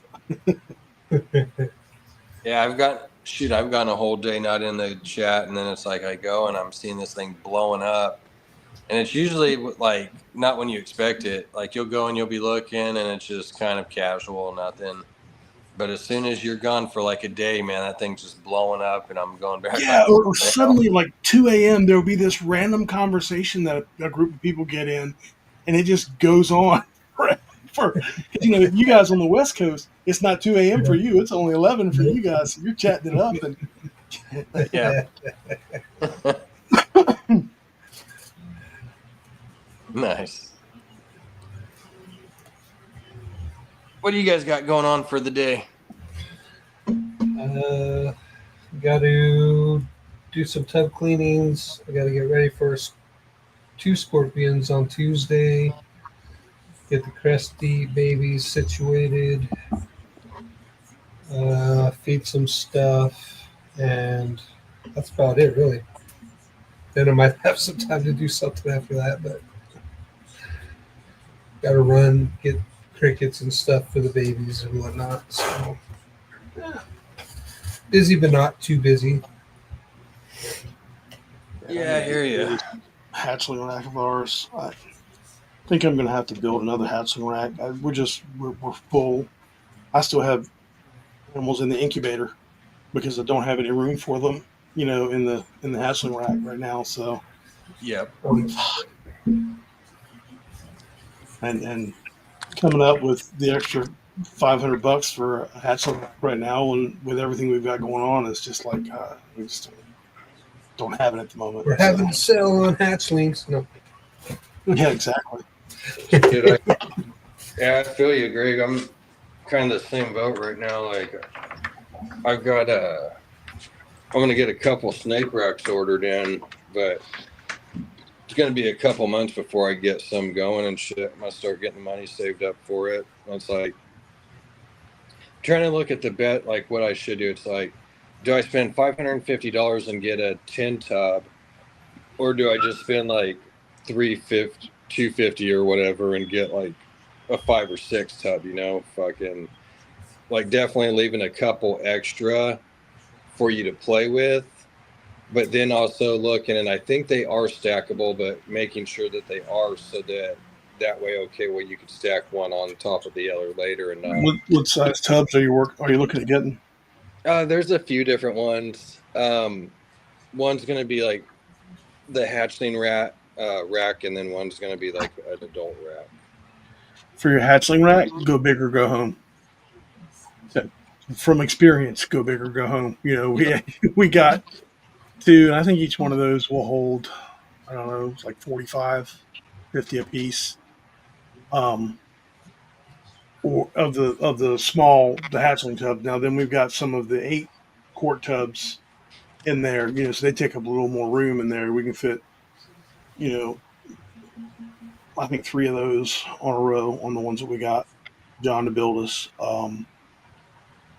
And you know they're great, but as the animals grow, you run out of room quickly because as you have to expand to larger tubs, unless you're just doing a separate rack with the larger tubs in it. Period. Go big.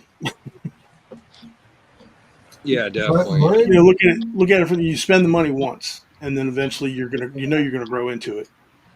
So yeah, my hatchling rack's from Animal Plastics. I got 45 tub for my hatchling rack. mhm. And that's where I want to be ordering from is Animal Plastics.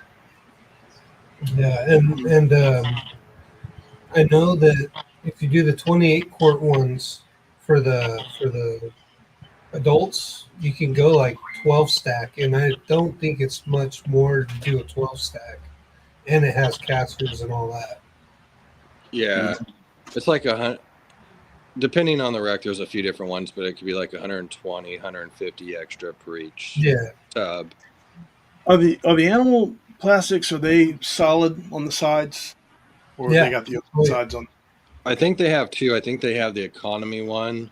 Like I'm gonna get the solid, like what Will's talking about, but I think don't quote me, but I think they might have the economy one where it just has a little strip on each side. Yeah. See, we can't use those here. It's just too cool in the winter. I would rather go full side so that you have it, rather than sit there and not have it and go, well, shit, I wished I had that. Yeah. It also helps. I mean, but you don't have much problem with the PVC racks with humidity. That's one thing that they're really good for is they'll hold that humidity for days. Yeah. But in our area now, if you're in a little drier area, you might have the trouble where you want the full sides to help you hold that in too. Right. We got John with Mid Florida Displays to build ours. And he was able to, you know, flat pack them and ship it to us, and it wasn't hard at all to put them together. His prices were on point. Check him out. Give him a shot at you. Tell him what you're looking for, and give him a shot. Okay. And who's this again? John with Mid Florida Displays. Okay. He was in Florida. Now they've moved. I think they're moving to Nashville. Nice. I want to say it's Nashville, somewhere there in Tennessee.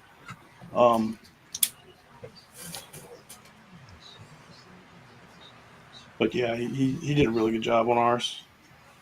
And we used the Freedom Reader tubs, and he cut everything custom for us for those tubs. So it's just it took me a half an hour to put the thing together, and it's just plug and play. Man, you set it up and roll with it. Nice. Mark said he likes the Animal Plastics terrestrial PVC enclosures for my big snakes. Yeah, Animal Plastics makes some really nice cages. I bought a couple of them, and their price point is good too. Really Are those the ones that have like the drawer hinges and all that kind of slide out? It's the big tub that slides out on the. They've got like the metal drawer slides. Is that Vision? I don't know if it's Vision or Animal Plastics. I remember seeing it on one of them. But they're made more for like your big boas, or like They your might have false some. water covers and such. Maybe they could. Maybe like on what he's talking about, the terrestrial cages might. Well, yeah, I don't know. Because the one I have, Mine's a sliding glass on a track. yeah, and that's how mine is too, but it's for my Tegu though. Okay.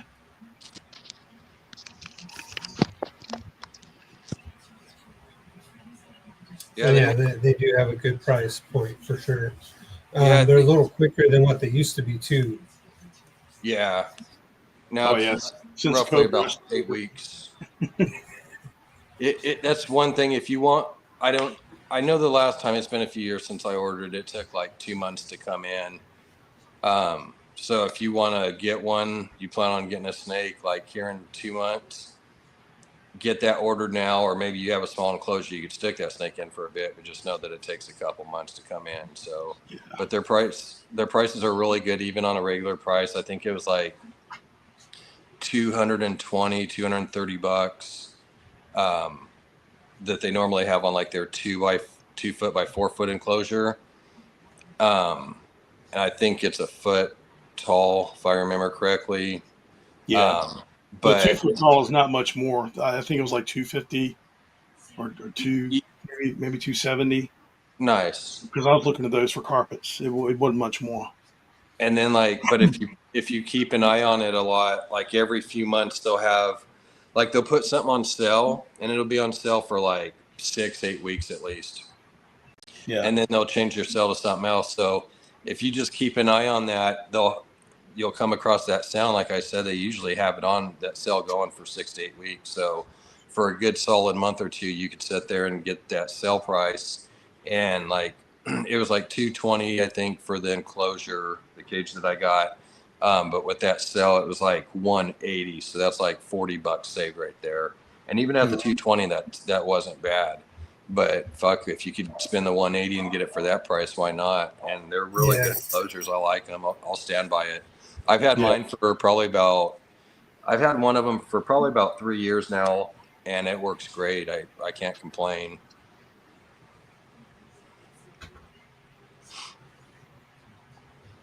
I have a few of the sea serpent racks. I like those too. I just wish they had the casters on them. Yeah. Oh, they don't have easy to fix though. I mean, you can go to Harbor Freight or Home Depot and pick up a set of casters for $20 and slap them on. That's what I'm going to do when I do the big move out to the shop. Is before I do that, I'm put casters on everything and I roll it in there, and that way. Yep. Don't have to worry about that thing that rolls behind there, or that ESF that gets behind the rack. You can move it. Yeah, for sure. Thank God I haven't had that issue. I don't know who it was, but someone that was talking about it and had the best idea for when you lose the rack or lose a rat under the rack. You take your garbage disposal snake and just drop the snake down, let the snake go get it. It's a whole lot easier to pull the snake out from under the rack than it is to pull the rat out from under there. Yeah, that's so true. Let the snake go down there, wait for the thump, grab it. When they got a rat wrapped up and when nothing else exists, you can do whatever the hell you want to that animal. That's so true. Exactly. I even had an aggressive snake like that. I'd just sit there, like, when it came time to clean him, I was like, all right, here, you're going to get a rat. You're going to wrap around it. I'm going to move you over here and clean it out. That's how that works. Now, once in a while, you'll get that snake that will see you coming and let go of that rat and say hello to you in another way. But yeah. Whoa, breaking news. Deebo Samuel traded to I think it said the Raiders.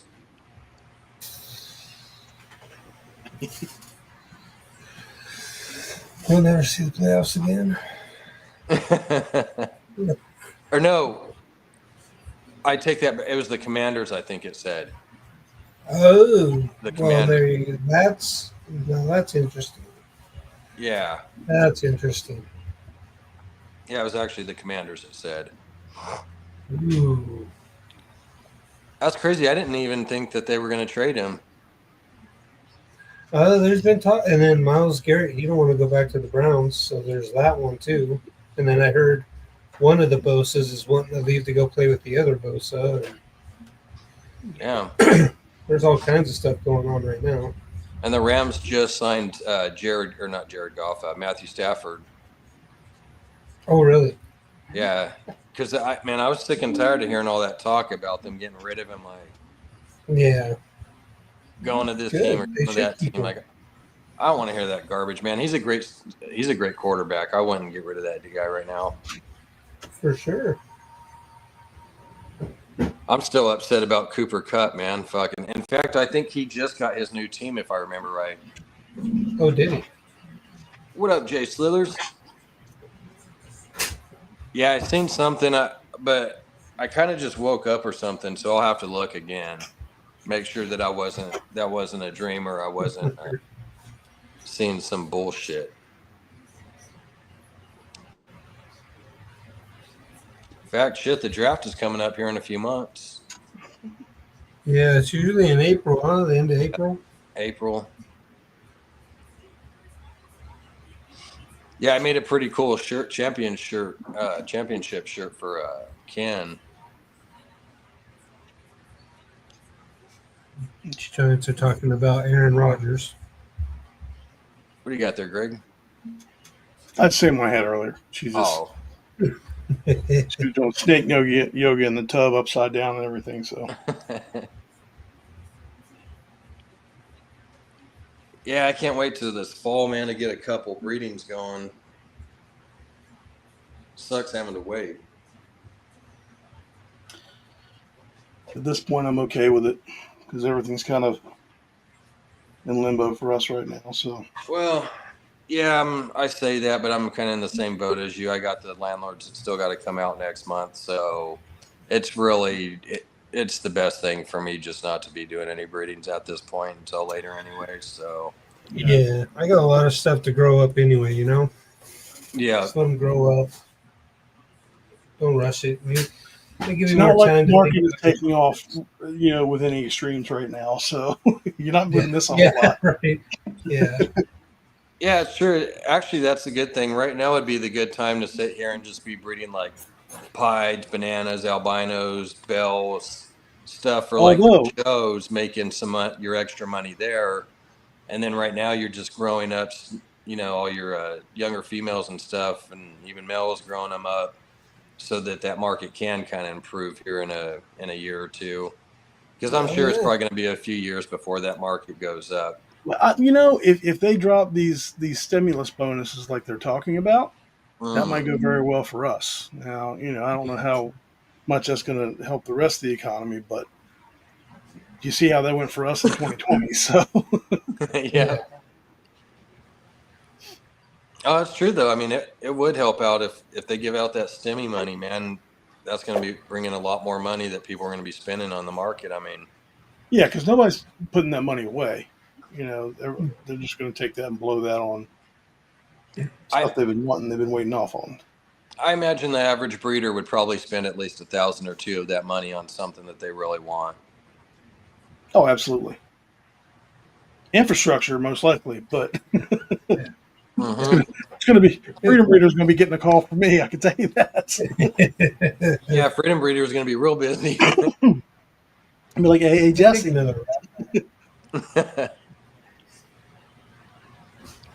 Shoot, I wished I had some money, man, just to drop right now on snakes and some caging. Get some racks in and all that. That'd be awesome.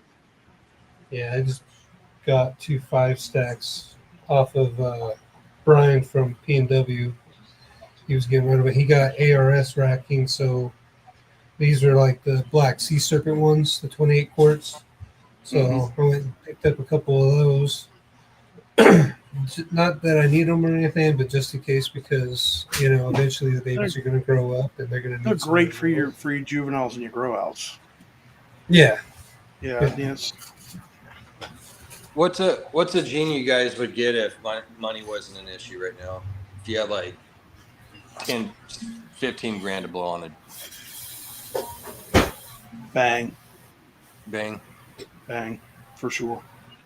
See, I haven't seen enough of that to really be able to say that, but It's worth every penny. Bang's yeah, that's what I've heard. Bang, and then there's another one too, but I don't know. I almost think I would go Mandarin. Mandarin's not a bad play, but Bang or I'll say Mandarin. this: the bang is probably going to be your next great enhancer gene. Is probably going to be right up there with where DG was once it finally hits the market. Hard. Oh, yeah. Okay. I'm gonna have to look at that later tonight. Yeah. I think I would probably like Bang or Mandarin would be a good one actually that I wouldn't mind getting. That or like a Malice. And see, I haven't seen Malice either. That's pretty neat. If you're into like kind of the granite type stuff though too. Oh yeah, I got a bunch of wild caught babies and a mom that look all granity. So I mean, yeah, Nice. I'm into that. Like I want to produce stuff that does, like I want to produce a lot of different shit, like stuff that doesn't have granite, but then I want stuff that does have it in there, or stuff that's got albino or doesn't have albino. I mean, go as dark as you can with this stuff, or as light. Like I kind of want to do it all. That's yeah. See, hitting the dark with the lights. That's kind of what I'm trying to do too. Yeah. Yeah, get that super light gene and then put that dark gene in there, add some really nice contrast to it. Well, go dark into your true ghost. Go dark into your snows and see what happens there. You know, that's Yeah. kind of what I'm trying to. My long game is to get to that. Everybody seems to be pushing toward these 5 and 6 gene combos, and everybody's working these quad heads and these quint heads. Eventually we're going to get to a point where all we're producing is ugly white snakes. I mean, look at the sex head or the sex visual that Justin had. I mean, let's be honest, it was a powerful snake, but it's nothing to look at. I mean, a bell looks better than that did. Right. And I think once you get beyond 4, maybe 5, depending on the combo, it's just getting lost in there, and there's just Too muddied up. It is, and you can't. I mean, some of these things you can't tell what the hell's in them without the genetic testing. There's no way people would be able to charge the money they are for them because you wouldn't be able to tell if the genes were there or not. Yeah. Like there's some genes, like there's stuff out there that's got 6, 7, 8 genes that goes really good together, but there's only so much of that you can do, and depending on the gene, like you said, you're going to start muddying up a lot of stuff. Yeah. So it takes the right type of stuff to put together to be able to have quite a bit. And like you said, I mean, even then, I mean, the pros aren't even going to be able to say what's all in that because there's so much going on. So it's like, well, even Justin Kabilka is running into that with some of the animals he's producing now. Like, you take a look at the Pompeii, which everybody went crazy over the Pompeii. It's a fantastic looking animal. But now he's got the DG Pompeii, and I'm sorry, I don't think that the DG what up, David? compares to the original. I think the original is a much better looking animal. Right. I don't think DG is for every combo. No. I really don't. It's like I really like hypo a lot, but that's not something I'll put in every combo though. Neither. I mean, yeah.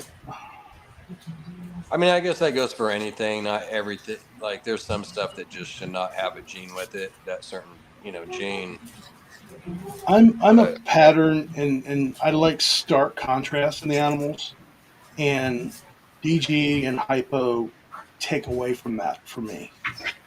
So it's why I tend not to get so much into that. Now, we have our orange ghosts here, and I love that in the animals that we put it in. There's some other animals I'd like to see it in, but there are some of my personal projects that I don't want it anywhere near. Exactly. It's Again, with ball pythons, it's anybody's game because you can make it tailored to whatever your tastes are.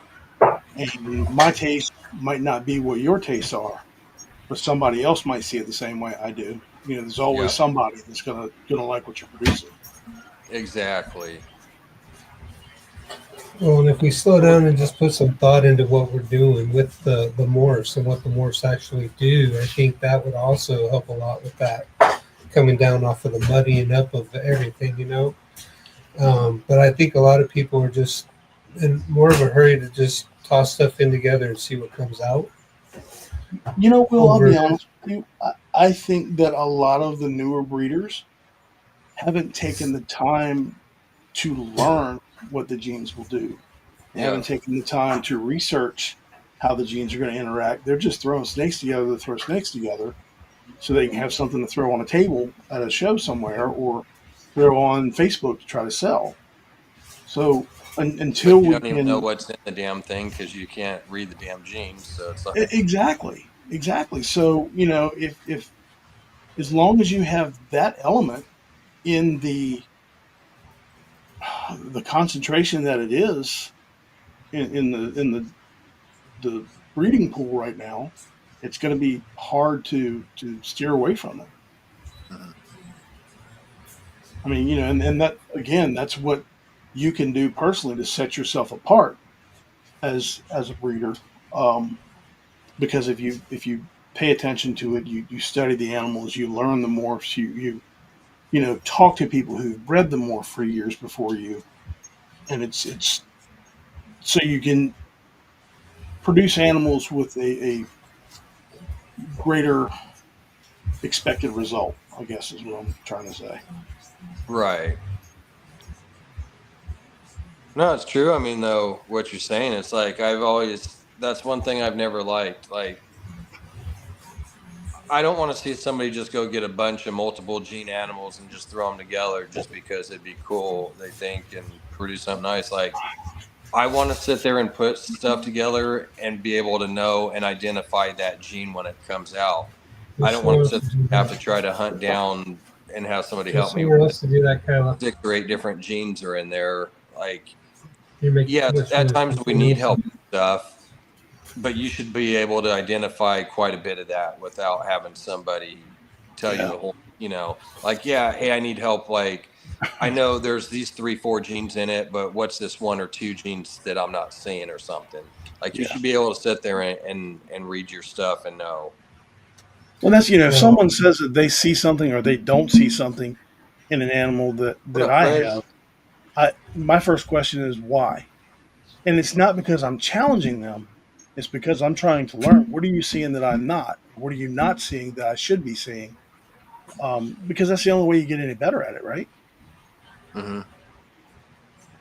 I, it aggravates me. I'll be honest, because there's a few breeders out there that we've all seen that have gotten into this hobby and they have dumped bucket loads of money in. I mean, enough to Hmm. buy a house oh yeah, Yeah. into and then some.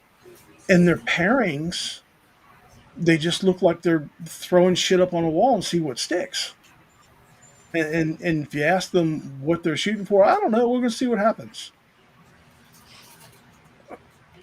Okay, There's yeah, I'm glad it's your money and not mine. yeah. Because how do you ever plan to recuperate that?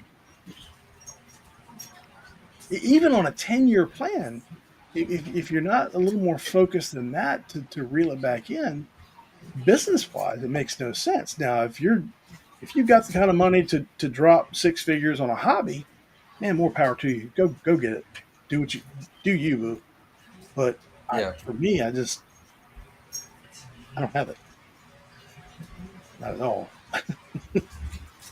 Yeah, it's true. I mean, shit, I wished I had all kinds of money to work into this. I mean, I've been into snakes for years now since I was 10 years old and always see genes popping out and like, man, I'd like to do this and that and, have an idea of certain stuff. And it's like, I don't have the money though to drop like that. And then there's some of these people that have all kinds of cash just to drop.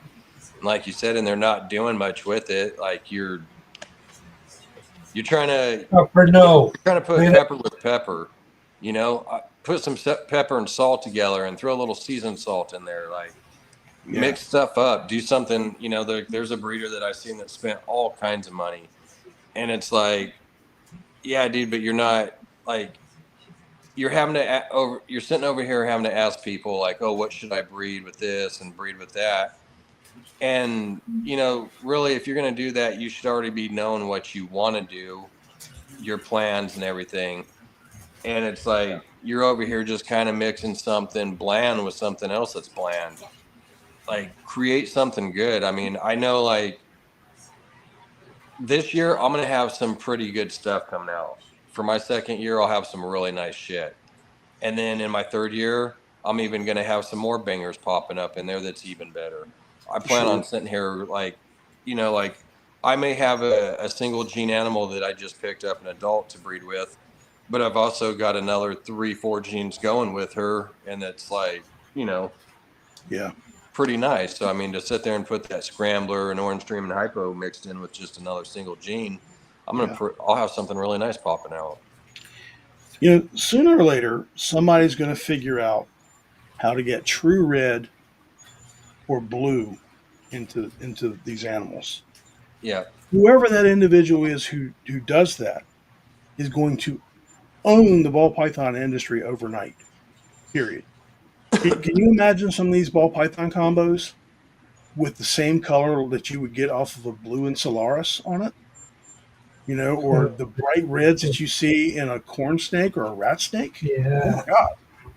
No, it's true. And that's what I'm trying to work on right now. I'm trying to work, you know, I'd like to do red and blue.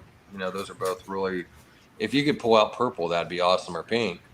But it's like blue and red are two colors that we kind of have right there. And that's what I'm trying to work on. Like I plan on producing some really nice stuff that I got some crazy ideas. I think it's going to look pretty good. So we'll see here. You guys write out your projects? Do what? You guys write out your projects, and how far into the future do you guys go with your projects? Yeah. I got a couple notebooks up there that I put my projects in. And I've actually got to go back in there again and put some more stuff in, but I put that stuff out like pretty far. I would say I'm going to go 10 years out at least, you know, maybe more than that. But I would say right now I'm probably like 6-7 years out on projects that I have. 6, yeah. So when I started some of the original projects that I wanted to chase down, I knew I was looking at 3 generations to do. Yeah. But as you go along, I've found that my path to this project has changed 3 or 4 times because things happen. You know, you don't get the animals that you're hoping you produce, or you know, you pick one up somewhere that you weren't expecting to. So Exactly. it's hard to to stay on top of that. It's in my head. I still know where I'm going with my projects. But so far as writing it out again this year, I have not done. And it's a good point. I probably should. I probably should sit down. It's just going to take me so long to draw out those trees. And a lot has to do with like what Greg said, because I'm trying to go out as much as possible and have as much years out there, whether it be 7, 10, 15 years out. But like Greg said, so much changes. And that was like kind of one of the things I was going to put like the red striped leopard in there and bred with this and that. But that's the thing. I wasn't for sure if I was going to be getting her or not 100%. And then even questioning that she had leopard in there, which, you know, come to find out she's not. And so that's like one of the things I didn't want to have. Oh, I got a red striped leopard going with this and that. And then I've got to go in there and then start changing a bunch of shit because the leopard's not in there, you know? So it's like Greg said, there's a lot of stuff sitting in my head floating. It is in there. It's just some stuff isn't quite in the notebook. But yeah, I definitely need to start writing some more shit down myself, getting it out there even more. Yeah. Like I probably haven't written anything down in probably like 5-6 months, to be honest with you. I mean, I do my breed plan for every year, but even that is fluid because it never works out the way that you plan it to. Mm-hmm. And I don't care who you are, it's always going to be that way. So Yep. you're sometimes you're into your second or third backup plan for an animal before something finally takes off. So it's especially for someone like me, I didn't have a lot of cash up front to throw into it. I didn't have 25 grand to invest in every Right. project. When we first started out, I probably had, I don't know, 30 invested total, and that's including infrastructure and everything. But I started out with heads to heads, and I knew that was going to be the long haul, and that's kind of the path that we chose. Um, because I knew that I needed time to learn what I was doing, and that was going to help me to do that. Because you build the experience as you're working toward your goals. Right. And at that time, my goals were some stakes that I'd already seen. So I was, oh, you're chasing down somebody else's, you know, animal, but it's an animal that I wanted, couldn't afford to buy at the time. I said I'm going to make it, and that's what got me into breeding. So now, as you progress into that, and you start opening yourself to this whole other world that's here that I never knew existed, it's you learn different paths. You learn different ways to go about it. So it's Yeah. always changing. It's always, and sometimes it revolves back around. Sometimes it never does. Right. I've got some animals in my rack now that I thought that I was going to use for certain projects that at this point we're just like, you know what, we need to just move those animals on and work on this, instead of that. Right. Yeah, for sure. Like David said, it's nice to have a path to follow, be ready, and keep animals to be able to pivot with David, a I've hobby. pivoted so many times I thought I was going to throw up. Felt like a ballerina for a while. Bosa, what's up, Aaron? Okay. Hope all is well, brother. Yeah, it's crazy, man, how much you sit there and like change that. Well, I was going to do it this way, and then it's like, well, later on, well, now I'm going to go this path, and you might have, you might keep even 70% of what you were going to do, 80, 90%, but there's going to be that 10, 20, 30% or more that you may change certain things that, a path that you were going to take before. Oh yeah. Just yesterday, we were sitting on the couch, and I looked at TJ. I said, I think I want to start another project. And she looked at me like, are you fucking kidding me? But after I kind of explained it to her, I said, it's kind of not many working it right now. It could be, something we can make our own. She understands where I'm going with it. It's just now I got to start working toward that one. Yeah. Nice. So you're going to start another project, huh? Yeah. I'm gonna do some secret squirrel shit for a little while. Nice. Some Try recessives to, or codoms? Mostly codoms. Nice. Good. Mostly codoms. The one that I'm looking at doing as of now is all codom. It's all codom combo. But it's something that just isn't out there. I mean, there are like two or three people who have worked it and produced it, and seeing the potential of it. And there are a couple different things that I want to try to do with it. Um, it's just going to take me a little while to get there because it's genes that I have never really wanted to work before. Um, one of them is champagne. I'm not a champagne guy, but with this project, it works and it works well. So I got to find champagne. Nice. Yeah, champagne's one of those ones that I wasn't really big on, but No. it was kind of okay. Like I respected it, but wasn't big on it. I tried to stay away from the problematic genes, and champagne is one of those genes. Yeah. You know, um, and that's But gonna be another thing with this project in particular is you have to be very careful and know what's in every animal because you can't take it back to itself. Otherwise, you're producing dead animals. Mm. Yep. You know, so Yep. yeah, we'll see. We'll see. Challenge accepted. Right. Yeah, it's like even black pastel. That's something. One of the genes I'm going to be adding into my collection, and it's hard because the black pastel to black pastel, could be a little lethal and stuff, but still something I. That's the main thing you got to watch out with that is the abnormalities in the skull. You'll get like the shark jaw. You'll get the Okay. I um, wasn't sure if that was the duck biller. Is that the one with the duck well, bills? the duck bill and shark jaw is mainly what you get with Yeah. those. More so duck bill with black pastel. I think shark jaw has been pretty much proven to be more of an incubation issue than genetic. Um, and just like I have a black pastel that produces incredible looking animals. But everyone that I've sold, I've told the people, listen, this is not a black pastel that you want to put into a super. Um, because the male that I have, he's a bit of a whistler, if you know what I mean. You can hear he's a loud breather. Mm-hmm. So there's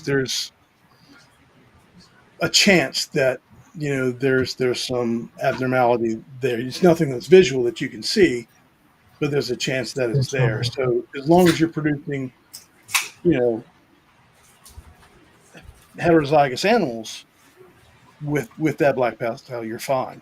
Um, but if you're gonna put it to another one, I wouldn't probably do it with that animal. Yeah, and that's the thing, like you said, like I love the black pastel. I think I would sit there and probably maybe do a couple clutches doing a black pastel to black pastel, but for like 99% of the time, I would just do the black pastel once. And then Yeah, so once I have that in there, I'll breed it with something that doesn't have it because you're still yeah, getting black pastel in there. It looks really nice, but like you said, you're just not getting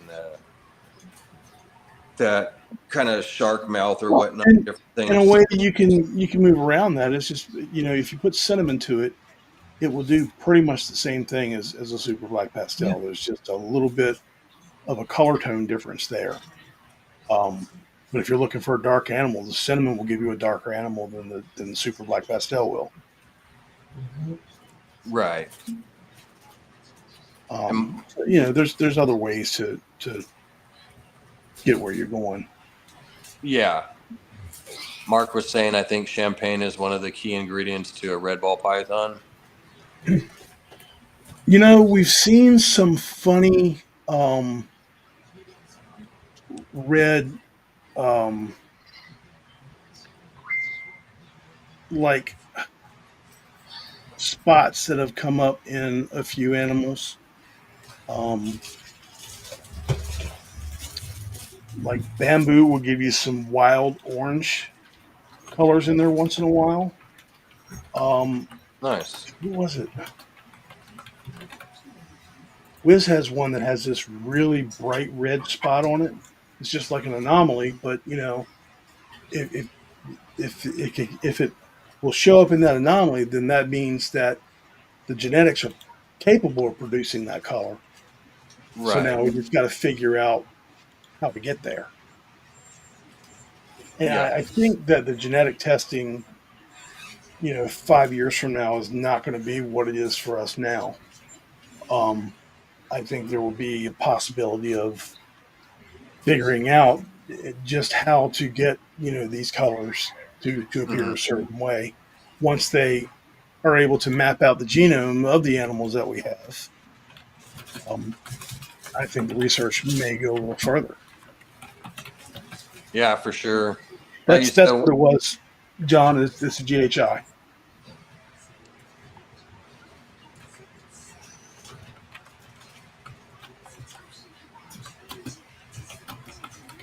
GHI produces bright red spots. Mhm. Tons of GHI have shown bright red color in places. You look up that snake combination and you'll see red. On the GHI leopard Mojave. Pastel. Really? I'll have to check And that it's out. it's a Kabilka snake. Go figure. Now see, before I saw that snake, I actually seen a GHI leopard Mojave being produced locally from the guy where I got most of my startup. And those babies looked red, like coal red, like hot coal red. Don't know what they look like now, but then when I saw that with pastel, I was like, man, that's red right there. So I mean, just adding the pastel alone gave it a red to it. So now it's just trying to make it solid. That's interesting too, the pastel being in there making it red also.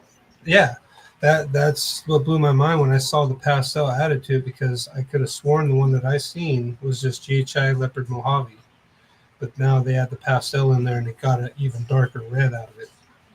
Which I guess to a sense, I guess I could kind of see, because I mean, pastel brown shit out.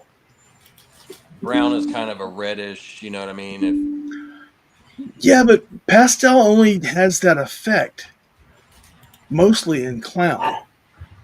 Yeah, Right. You know, pastel, like the pastel in this GHI, it's not going to brown. Right.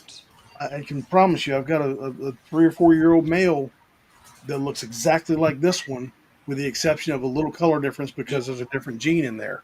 Just like the pastel banana, it's not a brown, it's Right. I mean, and for that matter, I've got a pastel banana clown that there's no browning. nice.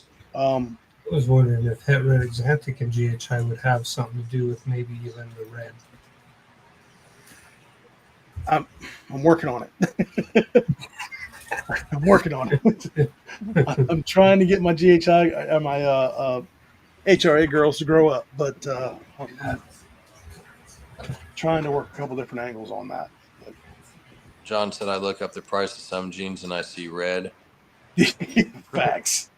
It's within distance, that's for sure. I can guarantee someone's going to get a red snake here soon, as long as they're working towards it. You know, as much as I dislike the gene, I think that maybe Sunset might be the ticket into that. For what? Yeah. At red exanthic? Sunset, well, I think Sunset with the GHI combo Yeah, that could be it. might just pull it out, might just pull it off. You know, Well, the GHI that could get stuff pretty dark. I mean, it's a pretty dominant gene, so I think it would definitely darken up that Shut up. so brown, and yeah. Hey, now. that would look nice. I don't know. I'm not a fan of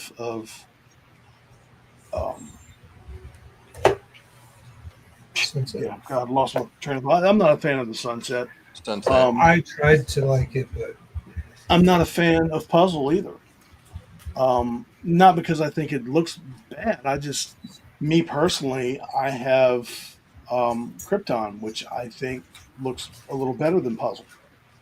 And I think for me, I like the variety that you get when you're working Krypton, because you'll get both the clown side and the cryptic side of, you know, your gene combos, so you'll be able to work it on both ends.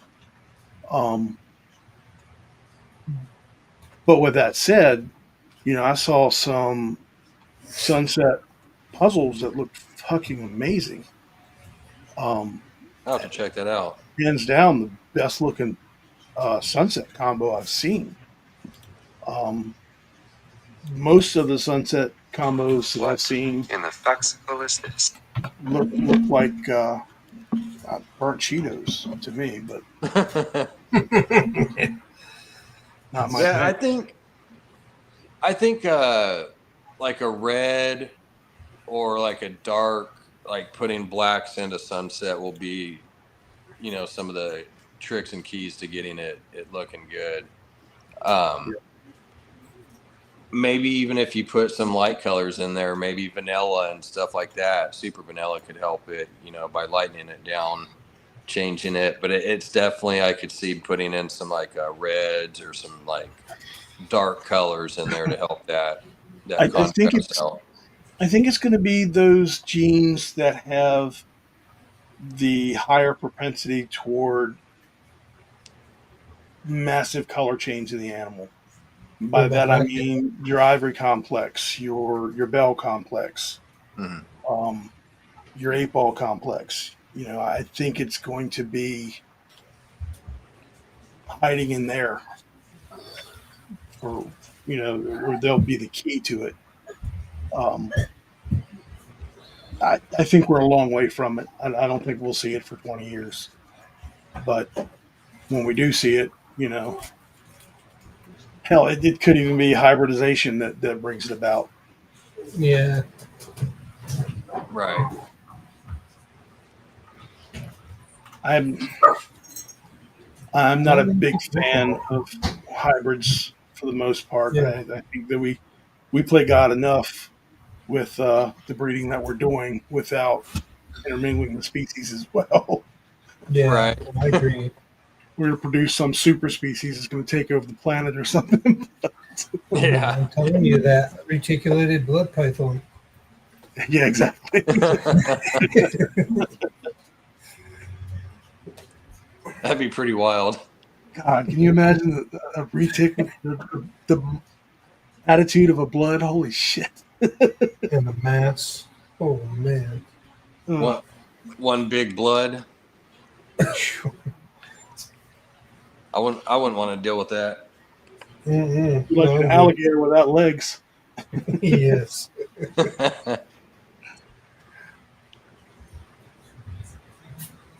How many clutches you guys think you'll be doing next year? I'm gonna shoot for at least 4 to 6.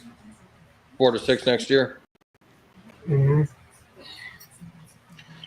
I'm going to be light this year. So probably the next year, I'll probably pump things up because by then, animals that I've been waiting on to grow up will be growing.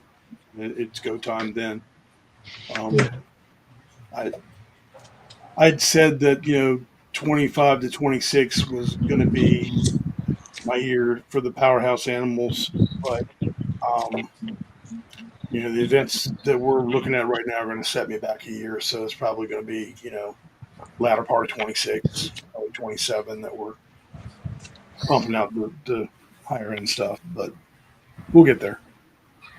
I think a lot of people, I think like next year and the year after are going to be doing really big things like Will, you, Greg, me, Stan, Ken, Justin. I think a lot of us are kind of like a couple years out from really doing those really super big projects, something that's Yeah, that banger that's going to look really nice. Not saying yeah. nobody's not doing nice stuff now, but just those really killer projects that we're really going to be It, looking it forward takes to. it takes a while to build up your base. It I mean, it's does. just like, I don't know if you saw Hair Down last night, but man, those animals that Juan was showing last night were absolutely amazing. And Juan's got some heat too. Oh my God, yes. That guy's got some nice No. freaking snakes, man. He's making the animals now that I've been dreaming of making, for the last 2 years, and I'm just biding my time to get there. I don't know. Maybe next year when we have two incomes again and money's not as tight for us, might be a little easier to drop some money in some more powerful males to kickstart things a bit for us. Just focus in on your projects and just take your time. Well, that's it. I mean, as for now, I'm building my base. I'm getting my girls Yeah. and letting them grow up. And, I'm holding on to the occasional male. Some because I have plans to use them. Some like with this one, I just don't want to let go. So it is what it is. And like you said, it's just building up that base at first. Got to get that foundation and get all the genes that you want. Then get some breedings going to produce a little bit, add a couple more genes into each snake. And then the following year or a couple years later, when those grow up, the babies, and you produce, and then you're going to really have some nice 6-gene animals, or 5, 6, 7 genes, whatnot. So it's just building it and taking a few years to get there, and it'll be rock and roll. That's why I can't wait, man. Like this year, I'll have some really nice stuff. Like if I could pull out the hypo pied clown, head ultramel, and like a banana orange dream, freeway, GHI. Those will be some pretty nice stuff, and a couple other things I got. But then next year I'll really have some nice shit, man. And I can't wait to really show off some of that stuff. And it sucks too, because some of the projects, like, you want to talk about, but you can't because you're a year or two out, and it's like, man, you don't want to sit there and say something, and then somebody else is like, oh, you know what, that would be a really nice combination. I got those ingredients right here. Let me slap those together. And yeah, because there's somebody out there who's already got the combos together in 2 snakes, and all they got to do is pair those 2 snakes up, and they're ahead of you. And exactly. And especially if it's something really nice a nice project that you want to be working on and that could really bring you some money, you want to be ahead of the game in that. It's like, I really don't. If I have something super nice that I'm really wanting to show off, that means a lot to me, I probably, honestly, I may not even say anything until after I cut the eggs and see that they are good and all that, and then it's like, okay, now I'll show it, because I don't. Again, what if it doesn't work out for you? The clutch doesn't make it or something, and you gave out that ingredient already, and it's like, well, now you just shot yourself in the foot. Yeah, true that. Yeah. Especially if it's going to bring you it's that money maker, Be pulling 10, 20,000 a snake or something. It's like, it would be kind of nice to even maybe hold off on showing that clutch until they grow up and you produce some more nicer stuff out of that. Then you're kind of ahead of the game a little bit more, where it's like, okay, well, I could let some of these babies go now that I'm, got further in the game where I wanted to be. Yeah, I don't know how much I want to get into that game. I'll be honest. I personally, I would rather sell $10,000 snakes than one $10,000 snakes. Or just it's a lot easier to sell those rather than that one person that has the money. And no, I don't know, because the guy who is coming to you to buy that $10,000 snake, he knows he has the money. He knows what the snake is. He knows what the snake is worth. Most of the time, that's an easy sale. So name your price and moving on. Whereas the guy who's buying the $1,000 snake may not have that much money, and that $1,000, that's a whole lot of money for him. So those are the guys that you got to work with a little bit more. And honestly, they're the customers I'd much rather have, because they're the ones that are going to appreciate the animals that much more and appreciate, when you help them out. Right. Yeah. And they're probably going to be returning as well. Exactly.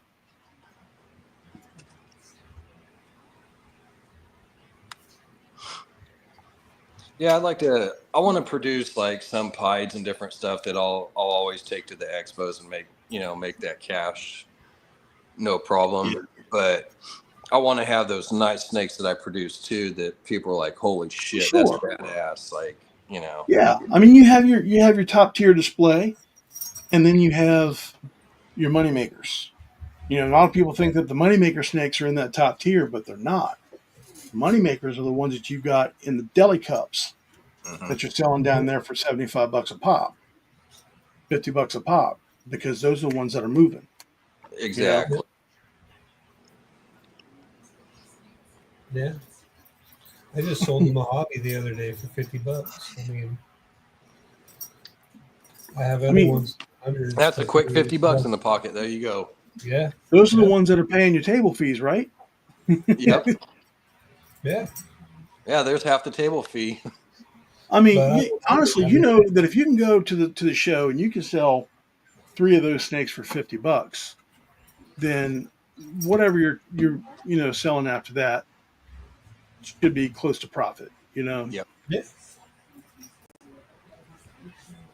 it's always good to have those pet, friendly snakes on the table and in your Yeah. possession because you got the market out there for those too. Those are more than likely going to be the ones that are going to turn from pets into maybe even eventually future breeders, or they're going to have a Mhm. little maybe mini collection or something. So you want to bring those people in, So Yep. you want Yeah. to have they're not 100%, just not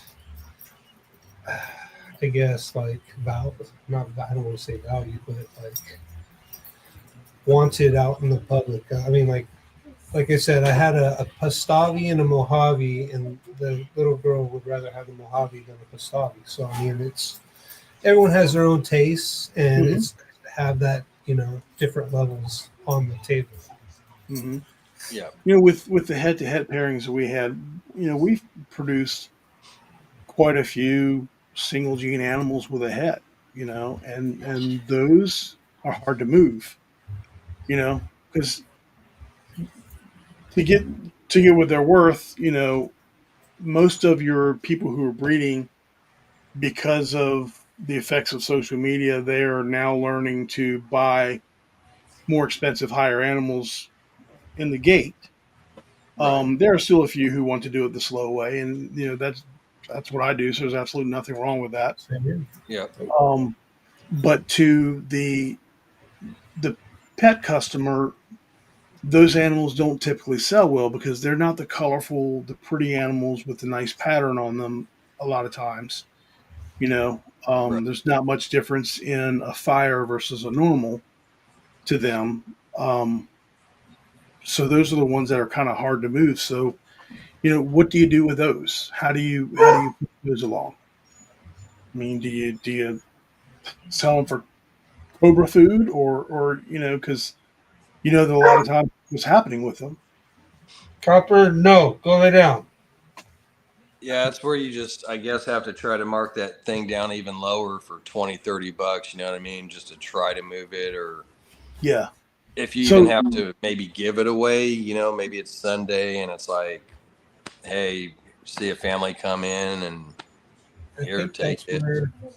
that's where people are going to start wondering what the hat value, is there going to be value or is there not going to be value in that price? Do I right, add that or do I not? right, Sometimes you just got to bite the bullet and not even charge for and it. in my thing, if it's anything less than 100% het, you're not paying me for it.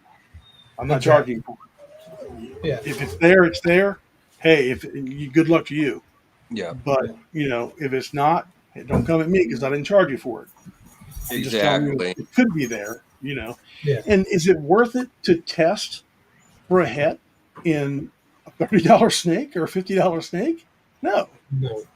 I mean, and you think about it. So you produce a Mojave het clown. What's that animal worth? What's it going to sell for? Maybe Mojave is not the way to go. Maybe I should say a fire het clown. You know, what's that animal worth in the pet market? Not much, right?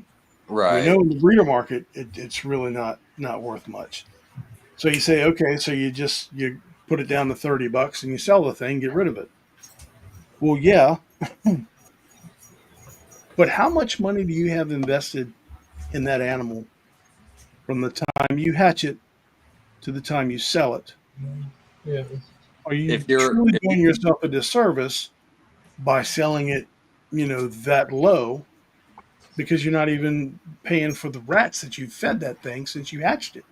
if you're a rat breeder and you've had it for 6 months or a year, I mean, you're still losing out what, 30, $50 on it. I mean, Easy, the easy. cocoa, the electric that it took to run the heat for it. If, The if you take it in consideration, so let's say an 8 egg clutch, right? Mhm. So you take in consideration what you had to, and I'm not even talking about the male, what you had to feel, or I'm sorry, what you had to feed that female through her gestation period, you know, Right. the bedding for her, the heat for her, the substrate that you use in the tub, and all these things are minimal amounts, but they add up quickly, right? Hmm. And on an 8 egg clutch, and you're producing 8 animals, you're looking at a minimum of probably $50 an animal. By the time Right. you've got them up to 150 grams and ready to sell, Yep. I'm sorry, I see guys selling snakes at 80 grams, and I'm not doing that. Never. You'll never Right. see me on my table like that. Now, if it's a breeder reaching out to me and they want an animal, and I know that it's going to someone who's going to know how to handle the problems that you run into, I'll consider it. But to across my table, no way. Nothing under 150, Right. because it's just you're setting yourself and them up for failure. So, how many rats have you fed that animal in that time frame? You got what, minimum of what, 8 weeks from hatch to that size? Yeah. $2 a rat. You're $16. You didn't count what you fed the mom, electricity to run it. The cost of the equipment has to come into play at some point, because it doesn't last forever. It does wear down. It does need to be replaced. Exactly. So business wise, it's not the best business to get into. It's a losing game right now. Yeah. Yeah, that's the thing. If you're going to be breeding, you at least want your babies to all go for at least 150, $200 a piece to sit there and say, okay, I'll be able to come up from that. If you're selling stuff that's just going to be $50 snakes, I mean, you're not making anything out of that. You're just kind of basically losing because you're putting the time and money into all that. So, I mean, Yeah. you have to really sell at least, and it may only be a 6 egg clutch, right? Depending. So, I mean, Right. if you're talking $200 a snake and six snakes, that's $1,200. So at least right there, like that's worth it. Okay. So you're coming up about $1,000 after paying that few $100s back into, like you said, feeding the mom and Right. the bedding for her, and then the snakes, the baby's got to eat. So all that, yeah, at least like that's worth it, because it's like, okay, well, if I come Right. up $1,000, that's not bad. So let me flip that scenario a little bit for you. It was a head-to-head pairing. You had two visual animals. Your two best animals out of that clutch are females. What are you doing with them? You're holding Well, them if back. they're That's what they're you're good doing. Oh, enough, yeah, yeah. that would be a holdback. You're holding them back. So now you've lost your two highest priced animals from Hmm. that clutch. Now, can you say, okay, that's a capital gain, and you shifted to the business in that way? Yeah, sure you can. But if you're not looking at in that respect, now you've got two less animals to recoup the cost on. And the Exactly. animals that you're left with are again lesser desirable animals. Yeah. Yep. And if those are just hets, now you're looking at 50, maybe $100 a pop. So it's like, well, maybe I'll make 300-400 out of it, I guess. you know, or that's recoup 300-400 back. kind of where we've been, honestly. We've Yeah. sold a couple.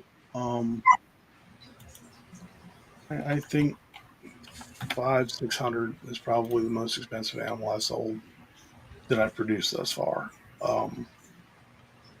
Don't get me wrong, I appreciate the hell of those sales, and I needed them, and that really helped to keep us afloat. But Right. the ones that we're left with now were, and with the way that the prices have been, I kind of set my business model up looking at the prices of a recessive animal being, starting around the 200-250 mark. Well, already now you got people out here who are selling visual clowns for $100. Mhm. Yep. I'm not bitching because that's the game we play, right? That's where we are. But it's just one of those things that you ponder those questions. Okay, what do I do now? How do I find my way from where I thought that I would be to to where Yeah. I am now? How do I get where I need to be? Yeah, it's like me. I got just a clown up there, and I set it for like I had it on Craigslist for like 150 bucks.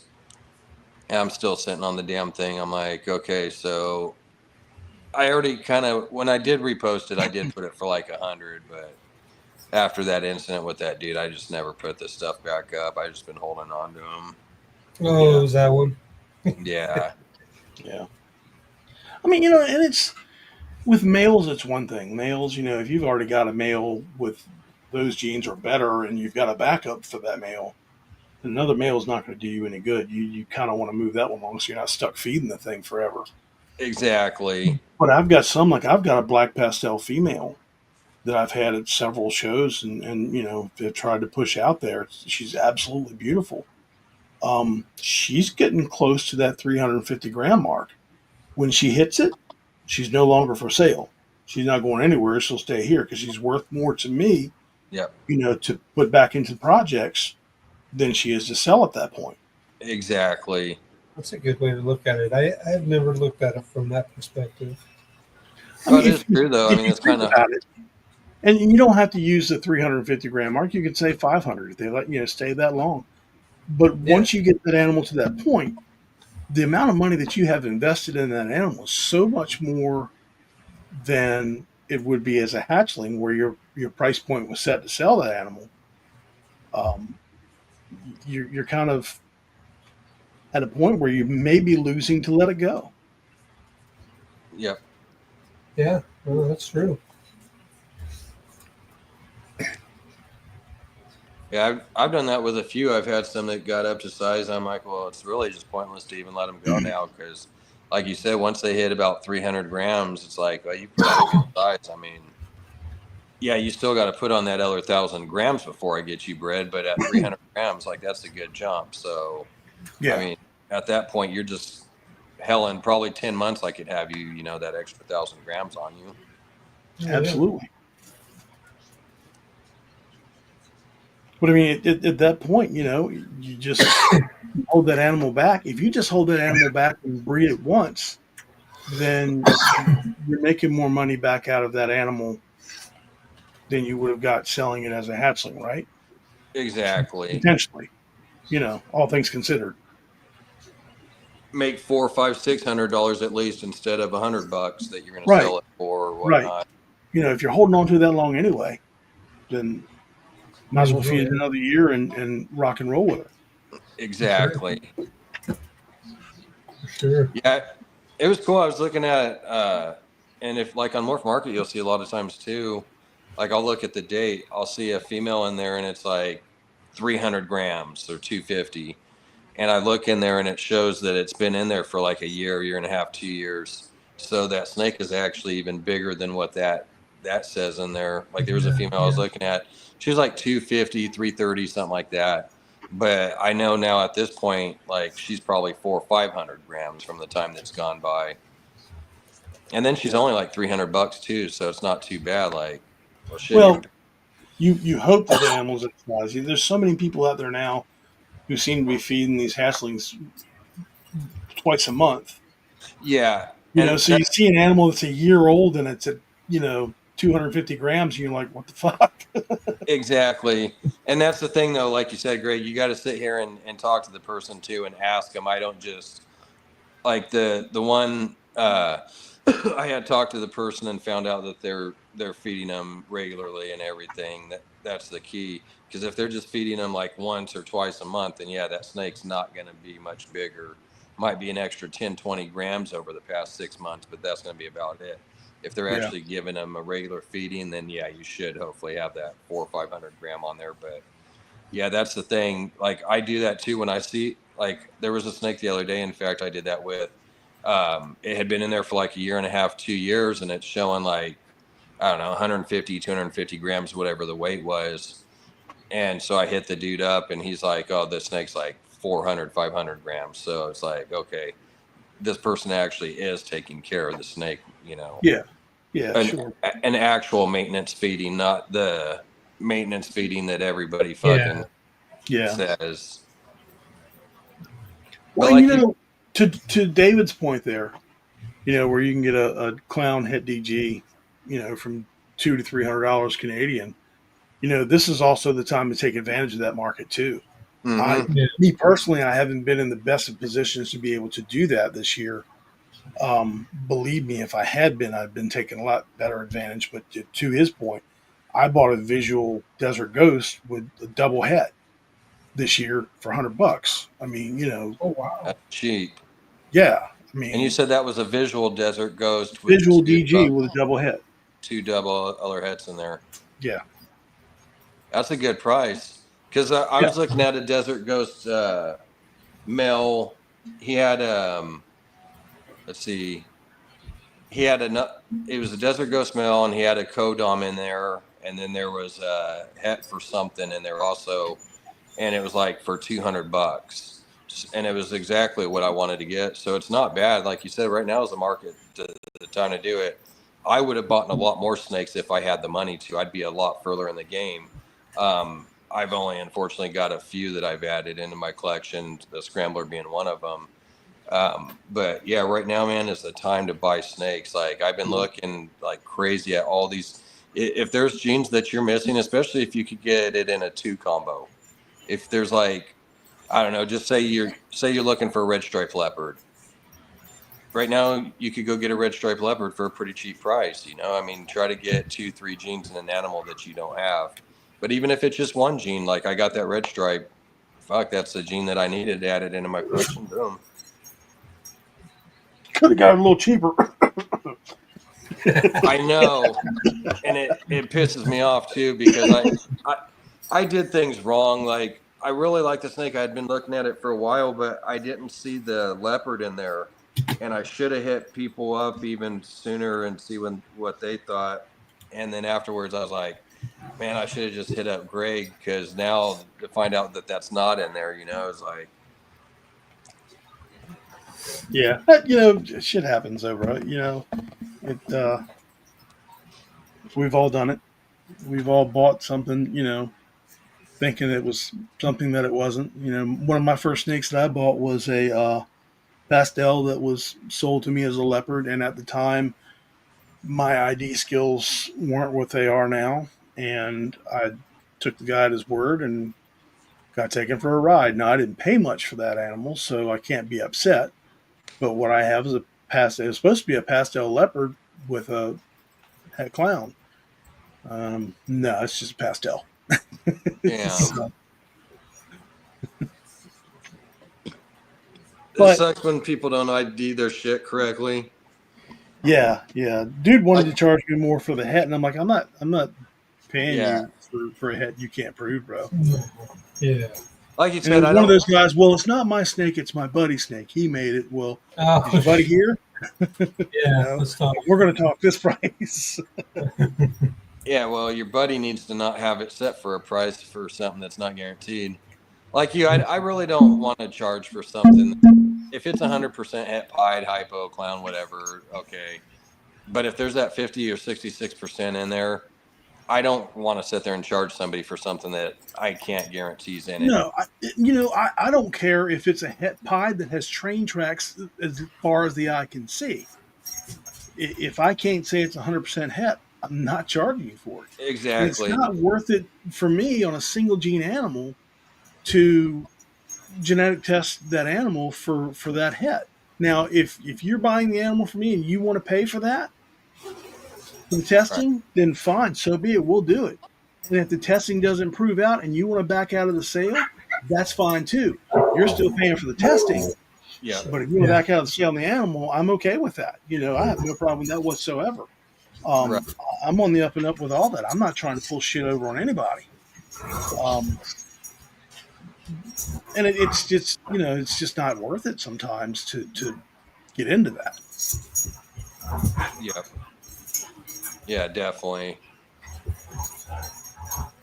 I mean, when something's 66% chance, I mean, right there, that's 2 out of 3. That should be have the genetics that they're saying is in it.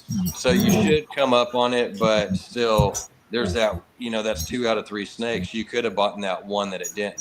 For the most part, I think when you buy something at 66, you probably lucked out and you'll probably have that. But I mean, still, it's not a guarantee. Like you were saying, like with the pie tracks. Yeah, when you see pie tracks, it's like, okay, that's a pied, but that's not 100% guarantee. Right. Just because it has that does not mean that a pie's going to pop out. You see the het clown with the bright dorsal stripe, the bright coloring, the teardrop looking things, and the white tail tip, and it still doesn't come out to be a clown. So you can never say 100%. These are indicators, but again, it's not an exact science. It's exactly. It makes you go, okay, maybe I like that, but it's not a guarantee. It gets you all excited when you buy the animal, but it does. Does it really pan out? Right. I've had it go both ways. In fact, I still got a couple testings. I need to send some shed tests to help get them done. We do too. I'm just waiting for my ultramill to shed so I can send it in. We had some ultramill Mojaves this year, and we have a couple of them. I swear to God, they look hypo. Now, the ultramill male that we have, I'm pretty sure he has fire in him. So maybe that's what's throwing the color off, but we just can't tell. They're really faded out, man. And I'm like, is that hypo? Is that not? So we're just gonna send a test off. If that's the case, then that's a win-win, because as far as we know, neither the dam nor the sire are het. But the dam came from Ashley. Damn near everything in her collection is het hypo. So maybe. There's a pretty good chance that that's going to be het hypo then. Maybe, I don't know. Like you said, not a guarantee, but pretty good chance. Hey. Yeah. That's always awesome when you don't have something in there. You think you'd be able to tell, right? You think you'd be able to look at the snake and say, yeah, that's hypo, or no, that's not. Right. But it's really difficult with these because of the no. Like you said, it was a fire. Yeah, I'm pretty sure he's a fire. So when we send, I think we're going to test that hatchling and go from there. So when we send that off, probably going to test it for fire and hypo, and just see what comes back. Nice. But after looking, I've seen some ultramill Mojaves, and I've noticed that their color seems to be a lot more muted. So I'm guessing that's a reaction of the Mojave with it. So we'll see. I only thought it was going to be for an hour or two. But I'd actually be interested to see the fire Mojave. I don't know if I've seen one. Still on, I don't know. I'll send you some pictures of it later on. You get lost in talks. That's fine. You enjoy yourself. I mean, I'm sure I've seen like a fire Mojave something, but It starts at 7. Actually, I can send them to you now. I've got them on my phone. It starts at 7. And it's at the Mark said he picked up a black pastel in our Mandarin pinstripe. 7? Devil head albino pied for 110. That was a still. That's a $1,500 to $1,800 animal. Honestly, 6:30. Pretty cool, lucky and grateful. Nice, Mark. That's pretty good, Only man. a half hour. It's not going to take a half hour to get. Always good when you get a hell of a deal on a snake. I got one too. About 6 months ago, I got my pet rainbow pair in a 1.1, and the boy, he's a pastel hypo Huffman het rainbow, and I paid around $500 for him. Yeah, $550, maybe $6. And then the same people, they didn't know that he was hypo at first. And so after I got him, I realized it, and then they did. And they have the same snake in there. I think it has one extra gene. but it's nothing crazy. And that snake's like $1,500, and I paid $500. So basically, I probably saved about around $1,000 in there. Nice. At least 800-900 for sure. I sent pictures in the group chat. Oh, okay. Now, 2 of those pictures are of a sibling, and you'll notice there's a significant color difference in the 2. So, and then the one, I don't think the other one is not Mojave, but you can absolutely see the color difference in the 2. So I Oh yeah. see that. Oh wow.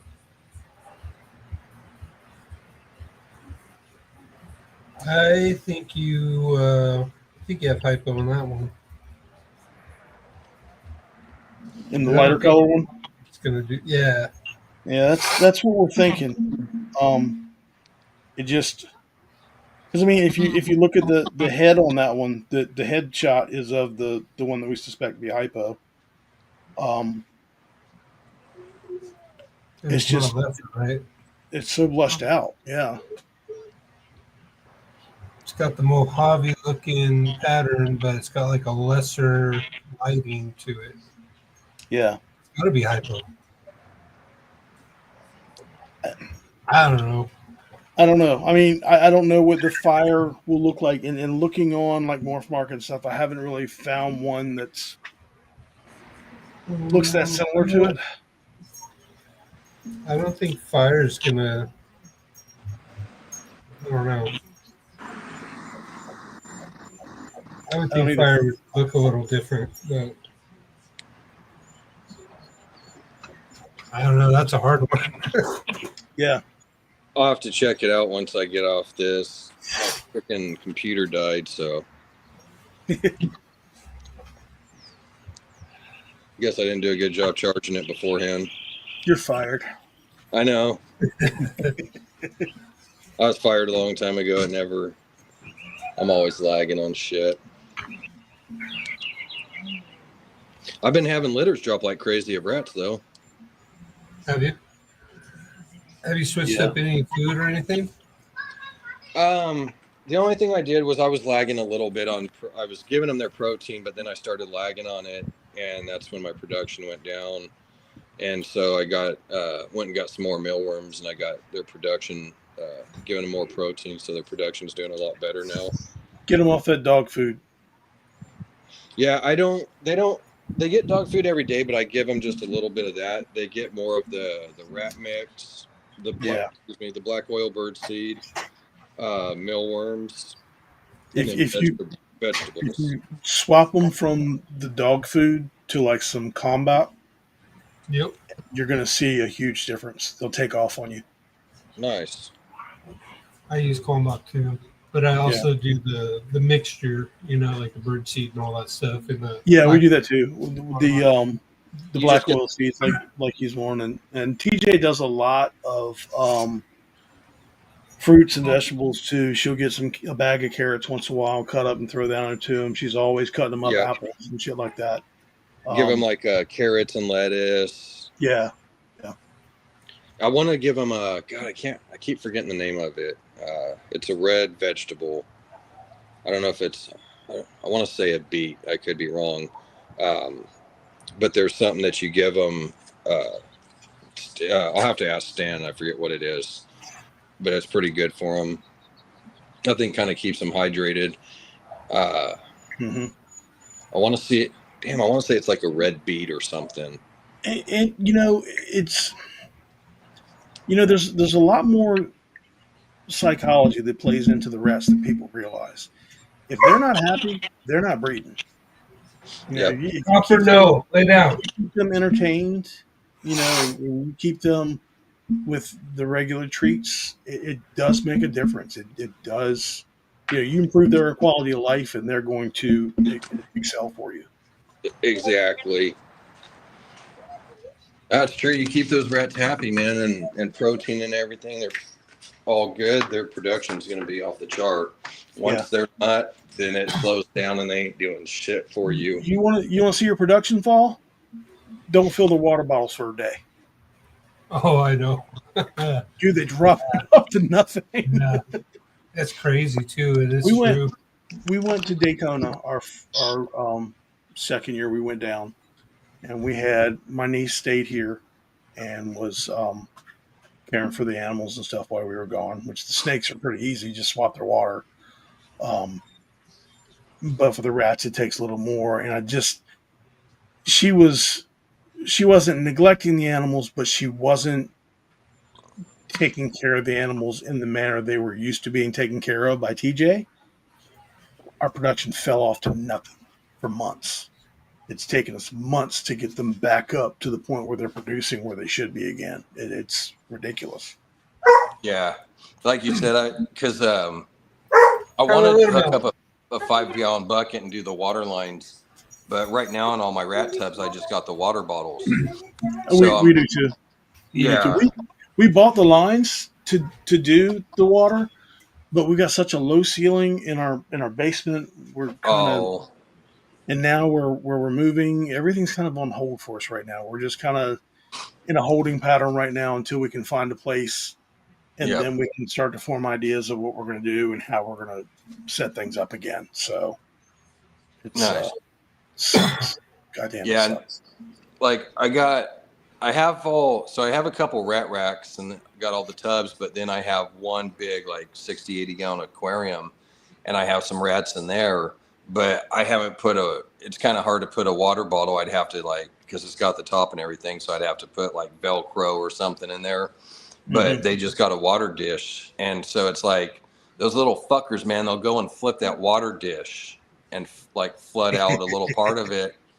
And it's like, man, why do you guys do that? Because they know every time I go out there with the water, they run over there like dogs. They wait by that water dish. I'll pour it in for them and they'll drink it, but then they turn around and dump it. So I'm having to go fill that sucker 2-3 times a day.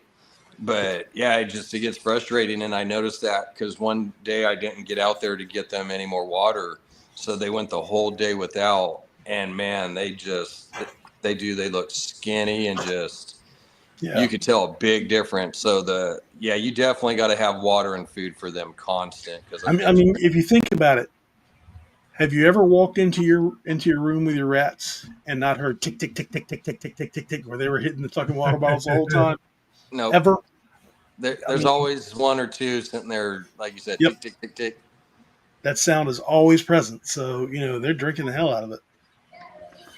And then if you don't have if the water does run out and they're sitting there hitting that thing, clicking it, and you could hear the water bottle spinning around, so I got to go grab it and fill it up.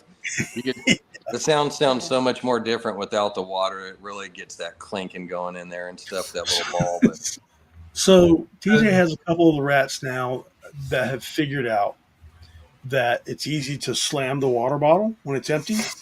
So when their water bottle's empty, we can hear it. They're like dogs. She'll go down there and fill a water bottle. They'll be fine. Next day, don't. It's like, God damn it. So you train the rats, or they train you.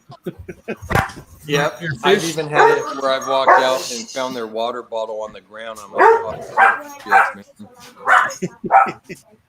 Finish their water. No more. Fill me up and pick it up, asshole. Yeah, they're smart, man. And I'll go out there too. The ones in the glass cage. No. Them suckers, man, they're like Michael Jordan. They'll sit there and be jumping up.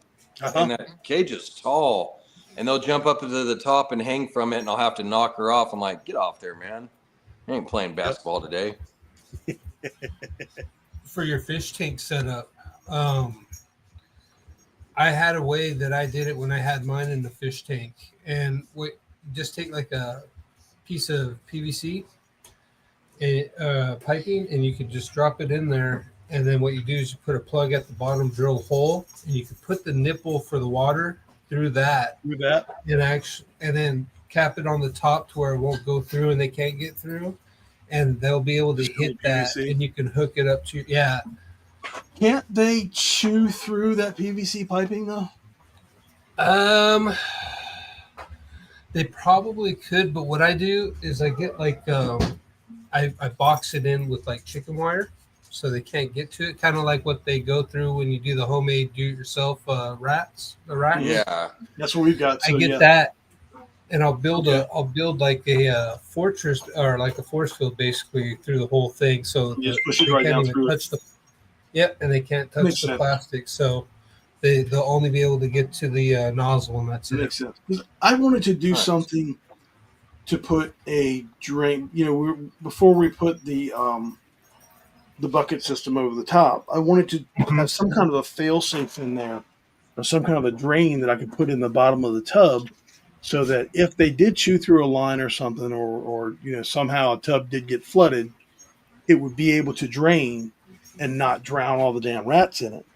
And I was trying to think of different ways to do it, but I don't know how to do it without them being able to chew through the damn either the tub, or I thought about just taking a piece of PVC pipe, just like we talked about, and put two caps on it, and Mhm. drill holes in that for it to flow through. But I think that they'll be able to chew through that and get their way out.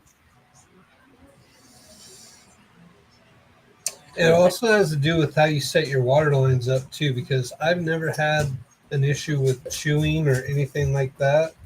But I also know that I've had people look at my setup and they're like, "Wow, you ran them that way?" Well, that's the only way I knew to really do it. But I don't run it off the sides or like that or anything like that. It just runs straight down the middle, and then I just have T's that break off, and then they actually do kind of like a rainbow bend into the cage, so they don't even touch anything but the nipple, So Yeah. I mean, that's how I have mine set up. But I know some people they run them off the sides, and I guess the rats can get to they can like grab them or something Well, outside the biggest danger is if you have a rat that escapes, or Mm, here yeah. we live in a 100 or 80-year-old farmhouse.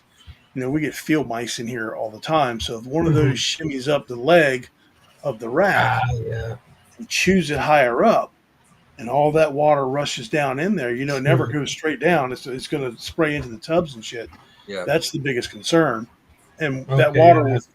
with nothing to stop it is going to flow pretty quickly through that tubing.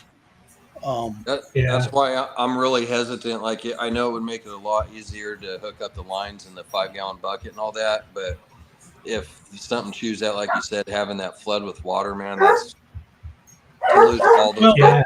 I do have the answer partially to that, and that is covering that line as it comes down the legs, and running that through either PVC or like conduit, Yeah, and just drill holes to the conduit to have the pieces come out where you put your tees, where it goes out to each individual tub. Um, that would work. just hadn't done it. Things, got in the way. We had too much going on here at one point, and with her hours during the summer, it's impossible to get anything done. That's a really good idea. I'm sitting here looking at mine right now. Right? Yeah. So the way that I built Yeah. the last rat rack that I built, it's a double rack, side by side, but I left a channel in the middle, just a gap in the middle, and my intent is to run the line down, the water line down through that. Mhm. And I was actually thinking about doing a hard water line, like doing a PVC water line, and then just going into the side of that with taps, the little brass taps or whatever, to come off to the lines for each individual tub. That way, there's less chance of any chew through there. If they chew through anything, it's going to be through one of those sidelines. And for that matter, you could even cover them in PVC if you wanted to go through all that. But that's it's a lot of work to accomplish that goal. Yeah. Right. It would be neat, though. I mean, that'd be some good protection on there, so they couldn't get to that. Have that. I know some people buy the like the braided, the stainless braided brake line covers. Like you put on motorcycles and stuff like that, Yeah. and slide the tubing through that. Oh wow. That's, That would be good because they that's wouldn't. probably the most ingenuitive way I've heard of doing that. Yeah. And Really? they're not going to chew through that. No, that's still No. braided line. They won't be able to get through. Oh wow. That's actually a good idea. I I don't know what the cost of that stuff is. I don't know if that's even cost effective to do that. Well, if you never have any kind of chew throughs or anything, I mean, it's worth it, I guess. But Oh, that sucks, Fred. He's got problems with the field rats taking my food out of the rack. oh yeah, oh yeah, That would We piss get me that off, too. man. We don't get the rats here, but we do get the field mice.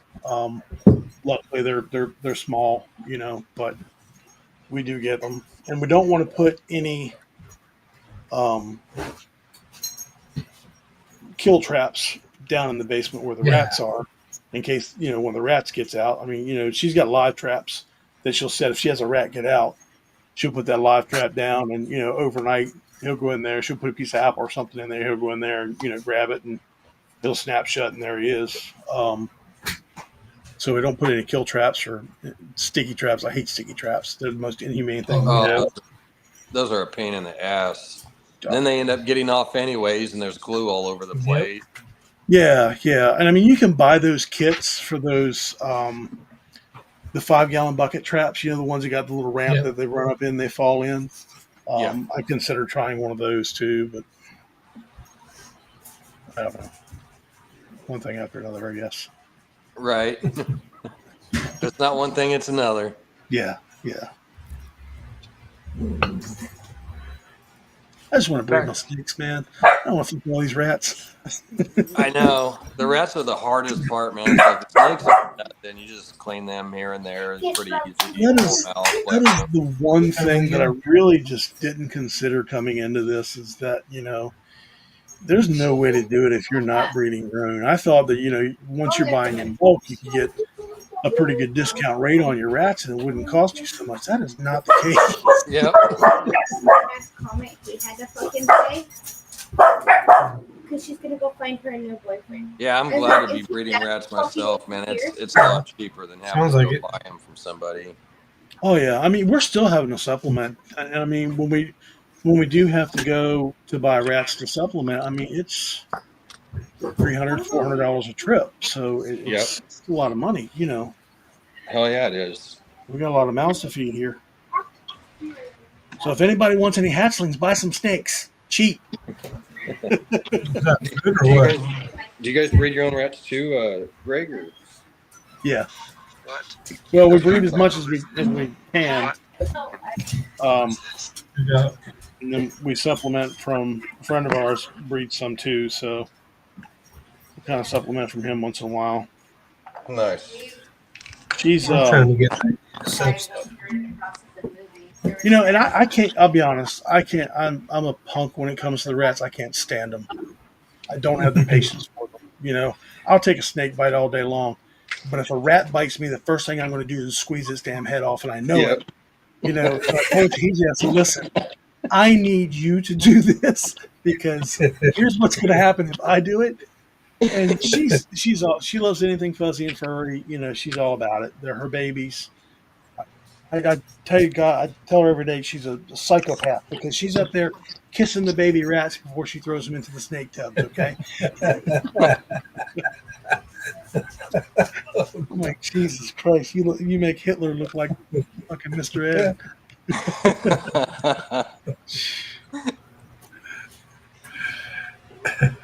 Yeah, I don't like those snake or those rat bites myself, man. I taking a snake bite, whatever, but I had one bite me about a year ago or something. I went in there and went to touch her baby, and she was off to the side, and I kind of seen it, but I didn't put much focus and thought into it. And she came over and bit me right in the finger. I was like, "Oh, you little bitch!" Fucking. TJ had happened the night before last. Same thing. She was in there. One of the mamas. She's going there all the time, and Mama just didn't want her in there that night, and she bit her right here in between the knuckles on her finger, and bit her to the bone. I mean, she said she could feel herself bleeding underneath the skin, and it hurt for a while. Oh yeah. Yeah, no, that rat wouldn't be producing anymore for us if that had been me. Yep. Yeah. No, I've been bit by a rat. I've been bit by an ASF. I prefer the ASF over the rat. Right, Fred? Those rats, brother. It makes me think twice before feeding Yeah. anything larger than a small to some of these animals got- because I got some once they big get to ass that doors. medium size, and these people who feed these jumbo rats, how the hell how can you feed those live? There's just no way to do that. I mean, those things are savage. Yeah, they're pretty brutal, man. I've had quite a few of Yeah, my snakes from like a red-tailed boa to like Burmese pythons getting bit by those big son of a bitches. That's a Like big yeah, fucker.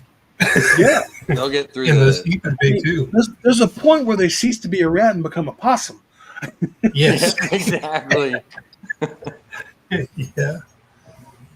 Yeah, they're pretty brutal, man. Them suckers could take a chunk out of you. They don't. Yeah, and will.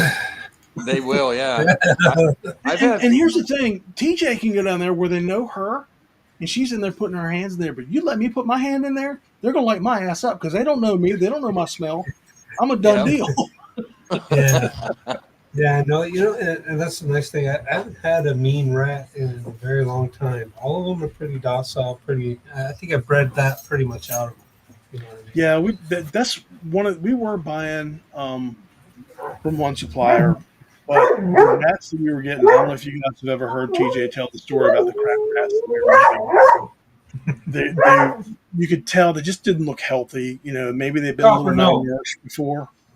And they say that if a rat is malnourished or left too long without water, that there's a psychological change that happens in them, and they truly become psychos. hmm I can testify that is true. That is absolutely true. And through the last year, we've bred that out, one by one. If we get a male down there that's an asshole, first thing he does is he goes to that 6-foot breeder girl we got and nighty night. But Nighttime, motherfucker. yeah, the males around here they act real sweet right now because they know that their replacement is in the next tub next to them, and it only takes a couple weeks to get them there. For sure. Yeah, I had a female man or a male that was really good. He was always chill with the other rats and with the males or whatever. The females, the babies, he was fine. But then it's like, I noticed he was like going into seizures or something. Like he'd have the top of the cage and he's like shaking and he'd just be kind of weird. And I would notice this and come out like a couple days later and it's happening again. I'm like, man, I know he's getting older. He's around a few years old and shit. He's one of my big bucks. Like, man, this sucks. Well, I kept him. He bred with the females, had a litter, and then it's like he was just going over there. I caught him one day, went out because he was always good with the babies, and he was over there like scalping them, like taking chunks off their face and ribs. And I was like, oh, no, man, you're getting pulled out right now. Yeah. Pulled him out within a few days. He was gone. Like, Yeah. We with the white rats that we were getting, and the lab rats, the albino white rats, we were getting a lot of them. We were getting a lot of tumors and stuff coming up in them, and lesions and stuff. So we switched, and we were getting a lot of different. God, the ones we get now, they'll be curly, they'll be fuzzy, they'll be hairless. I mean, we get a good mix. Yeah, mixture. I mean, but we don't have those problems anymore, because it was like, if those animals, they're growing tumors and shit, and we're feeding those to our snakes, what are we doing here? Or are we just, furthering that condition and passing it on to the next animals? I mean, I realize that's not how we believe that cancer works, but how much do we really know about cancer these days? right. Things seem to be changing, and there's a lot of mutation going on. So, and we have a couple snakes that won't touch a white rat. Don't want anything to do with it. You throw a black rat, brown rat, beige rat, they're cool with it. You throw a white rat in there, not going to touch it. They'll cuddle with it for 3 days, but won't eat it. Damn. It's almost like they sense there's a problem or something with it. I have those. I was in a chat the other day, and somebody was saying, people who say they have snakes that won't strike certain color rats, they're full of it. Oh yeah, buddy. Well, hold on, stand by, hold that thought there, Cletus. I'll send you some video Right. because that is absolutely the case here. I got evidence for you. We've got 2 of them now. One has gotten a little better about it. We had 3. Like I said, one's gotten better, but we've got 2 of them that don't put a white rat in there because they don't want anything to do with it. That's crazy, and that sucks not being able to feed just because of the color of it. Like That carpet take the python I damn showed rat. you, he didn't want anything to do with a white rat. Now you put a smaller, darker rat in there, he'll hit it. Mostly he just wants mice though. He didn't want much to do with the rats. But a white rat, he's not going to touch it. Damn. And we've been feeding him, for, larger meals. We've been feeding him, the frozen where he was a little lethargic and getting over the illness and everything. We just didn't want to take a chance on him taking a bite on top of everything else he had going on. But we were feeding him frozen, but he wouldn't touch them. So we started going with the mice, and he'll tear the mites up. So we'll just give him, a couple mice at a time instead of that big rat. It's healthier for the carpets anyway. The carpets aren't they don't process the fat that well. They're very prone to getting fatty liver disease with a high fat diet. So they're better off to keep them on mice and leaner protein items. Right. Have you tried the quail? Because I know they eat quail, right? I did. Yeah, they do. This one does not. He wanted no parts of that shit. I've always wondered about that too. This one, if he's hungry enough, you stick your finger in there, he'll eat that. But And that sucks too because the white rats are pretty good breeders. No more. Like the white ones, they drop pretty big litters and everything. Like we have the ones that she has now, the brown ones, or there's like some that are like a fawn color. Mhm. They seem to be the best producers over the whites. They have bigger litters. The litters are actually healthier. We were losing a lot of the litters of the whites, because, well, either they were killing them or they were just dying off and just weren't that healthy. But she's had a lot better luck with the ones that she's getting now. I was seeing a deal. I think it was on one of the podcasts or something where like the guy was talking that the white rats are pretty good producers. And I noticed that with mine, like they are like one of the bigger producers, but like you said, the brown ones, that was my other biggest producer was not like a neat brown, like a pretty brown. It was like the ugly, like looks like a wild rat. Brownish gray. Yeah. Brownish gray. Yeah. Man, they produced a lot for me. Like the one female that I had, she ended up dying about a month ago or so, but she dropped like, I know it was at least 10, but I think she dropped it was like 13. No, she had like 15 babies. Yeah, she dropped me like 15 of them. Yeah. But I've noticed with the brown ones, the brown ones are like the white ones. They do produce a lot. And then like the blue ones, like they're like 70% of the blue ones will be male. So if you're wanting to keep like holdbacks, that's kind of a shitty one to keep, because only 30% will be blue. Or will be female, excuse me, where 70 will be blue. I wonder why that is. Do you cross any of them though? Yeah, I've been doing a lot of crossing. I got a blue rat in there. Well, I have one tub. Everything's got like a 1.3, 1.4, but I have one in there that's a 2.2, and I've got a blue male in there, and I think the other rat is a white and like tannish brown one. But there's 2 females that I breed him with. So I'm not sure which one's coming out what. I'm just going to start mixing up my ASFs right now, too. For the most part, I kept all my ASFs together, but we haven't done those yet. They're illegal here. Yeah, here too. They're illegal. Yeah. If we get somewhere that we can secure them, we may try them, but for now, they're definitely snake crack. What's that? They're definitely snake crack. Are they? Oh yeah. Yeah, I would like to get me some, but ASFs are illegal here in California, so trying to find somebody that has the field mice. Yeah, we've talked a little bit about just varying their diet a little bit, and instead of it being constantly rat, rat, rat, throw them some mice here and there, and just kind of switch things up a little bit.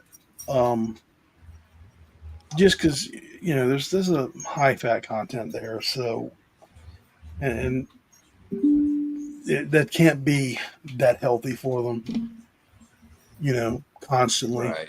Um, that's not what they're eating in the wild. Especially not these. I mean, Hey, what they're eating in the wild is certainly going to no be more. a much leaner meal than what we're feeding them, just based on the diet that we're feeding them. But I mean, that's a good thing though that you guys are giving them protein and vegetables, so that's the good thing. Yeah, They're getting a little bit of this and a little bit of that. Like yeah, that's what I try to do. I give my rats a mixture of all kinds of stuff, from vegetables to mealworms, black oil seeds to everything else. But like I try to when I feed my snakes too, I like to give the rats before I feed them off. I like to go like a day before and start giving them some mealworm, and then like the mm-hmm. day of some more mealworms, so that plenty of Gut that. load them. Yeah, gut load them so they have plenty of protein for that snake.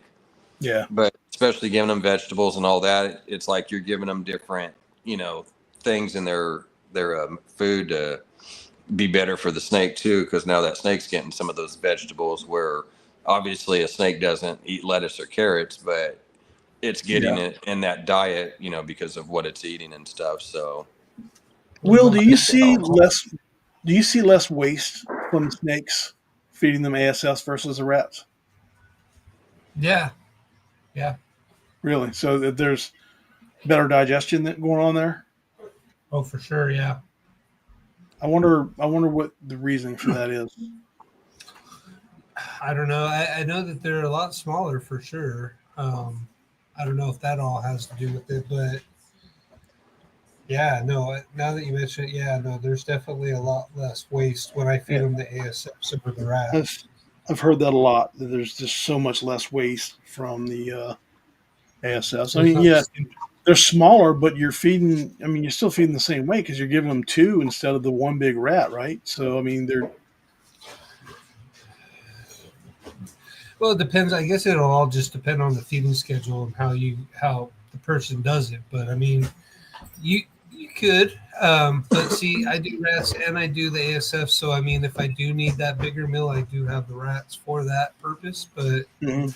most of the time, that's only for the females. The males, I'm not too worried about the big meal for the Do you males. As I typically alternate them back and forth between the ASF and the rats?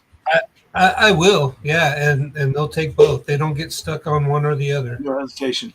Okay. Hmm. Okay. What are you doing? The only thing I will do is anything that's going to end up going out is just going to be strictly on the rats, and then everything that's personal, I'll rotate. Mm-hmm. Just because I don't know if they're going to be able to get a hold of ASFs when they buy it. You know what I mean? Because, like Yeah. you said, I mean they're illegal in certain places. So. Yeah. I'd love to try feed Narc and see what kind of difference we see, because I mean everyone says that there's such a difference in the growth with the ASS versus the rats, but There is. so They're a lot slower. A lot slower. Rats are a lot faster. now I'm talking about in the snakes when they're eating them. When they're Oh, feeding the ASF snakes. versus feeding rats. Yeah, yeah. I get. Well, I'll have to watch that one because that's something I don't really watch too much because I mean everyone's pretty plump as it is. I mean, So is there any real way to get a scientific answer on that? Because I mean, you'd have to. Every snake is different. Every snake eats different. Period. They digest differently. So you can be feeding two snakes the same thing, and one's going to grow larger than the other inevitably. And they both eat the same thing. Yeah, I mean, I've got 2 clutch mates that have both been fed the same thing over and over, and one girl is significantly bigger than the other. Yeah, that is a good question, because if they're both eating the same thing, how's the nutritional value difference between the two? Right. You would think the bigger would be the better, but in this case, it's seeming like the smaller is the better. Yeah, I don't know. I think there's something to that. I think there's something to going with smaller meals more frequently rather than the larger meals at a large interval. I think there's probably definitely some benefit to them in that. But how frequent do you go with that? You don't want to keep them in a constant state of digestion because that's hard as hell on their liver and their organs. So what's the happy medium there? Right. I mean, Juan was saying last night he feeds his hatchlings every 2 days. Yeah, I was saw like, that. dude. I mean, you do you, but I don't see that being all that healthy for them. No, I've always done 5 to 7 days. I've heard a few people that 5. do that. I believe 7 is too far for hatchlings. I think 5 is that happy medium because that's about what I do too. 7, they tend to look really spiny, and it takes a while for them to fill out. Versus when you go every 5, it kind of keeps them full. Yeah, that for the first couple months, and then you could go to every week. But yeah, I think 5 days is, like you said, is a lot better bet. Doing it every 5 days for a newborn. Yeah, 5 days till the 250 is the way we try to go. Yeah. And then after that, you could start going like every 7 days, and then you go once a week. Then hit every 10 days after a while. And we feed all of our adults once a week. Some of our males were starting to look a little pudgy, so we tried to back that down and feed them once every 2 weeks. Some of them did okay with it. Some of them started to look really, really spiny and had started to lose muscle tone that I really wasn't happy with. So I was like, you know what, let's just go back to once a week. Maybe if we go 3 weeks out of the month instead of 2. So we've done that a couple times, and that seems to hold their weight a little bit better. Because the males don't typically need as much as the females do. Let's face it, they should be smaller. Now, I've seen some males that will rival some females in girth, and males just aren't supposed to be that way. Right.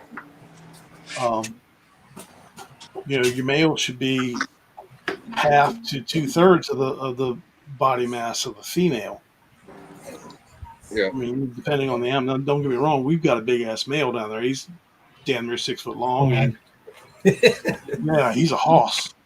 But in his girth, he's still smaller than the females of equal length. In comparison. So I don't know. I don't like them to start looking real round. It's about one of them. God, TJ's pie. That sumbitch looks like a little cinnamon roll rolled up in there. He's just fat. I mean, there is no triangle to that bastard at all. He is just looks like a sausage in there.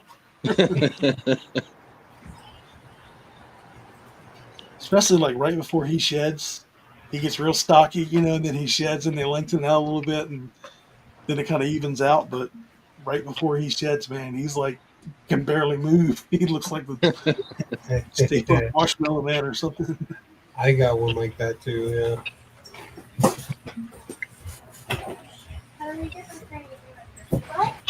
What you guys got going on tonight? About a half hour of the babysitting. I'm hoping my wife will be here soon with dinner. Yeah, I gotta figure that out. I don't know what's going on. What are we doing for dinner? I was just gonna ask if you want me to order your pizza. Yeah. You need to go through the other half of the hatchling rack. You know, like cheese, pepperoni. You can put Canadian bacon or Yeah, I got peppers. go mushroom. out, get the grass all cut down I with what want bit of sun I mushroom, have left, and then get some bell rat pepper, tubs cleaned out today. and It seems like 2 days yeah. has passed since you cleaned the rat tubs, but it's really been a week already. Where are you going? Domino's or Pizza Hut? Goes so quick. Domino's, unless you want me to go to Pizza Hut. I'd rather Pizza Hut. Probably get some snakes fed too today. Got a few I need to get fed. Yeah. Yeah. We try to do everybody on the same day, but the colubrids fuck that all up. Because as you saw the last time I was on the show, when they get hungry, they start to let you know about it. And at my corn snakes, at 4 days, they're peeking out. And don't ever let anybody tell you snakes can't hear. Because I'll be in here all day long with these animals and not see them. TJ will walk in here and they hear her voice. The cobra. Mom, just a rat killer. They're like, "Hey, she made it back." Yeah, don't let anybody kid you into thinking they don't hear. They hear just fine. They just hear Yep. different. Exactly. They hear her voice and they are up and looking. It's crazy. Me, I can get them to come out, but I have to tap on the glass, and then they'll come out and they'll say, "Hey, oh, you don't have rats? Fuck you. Go back behind."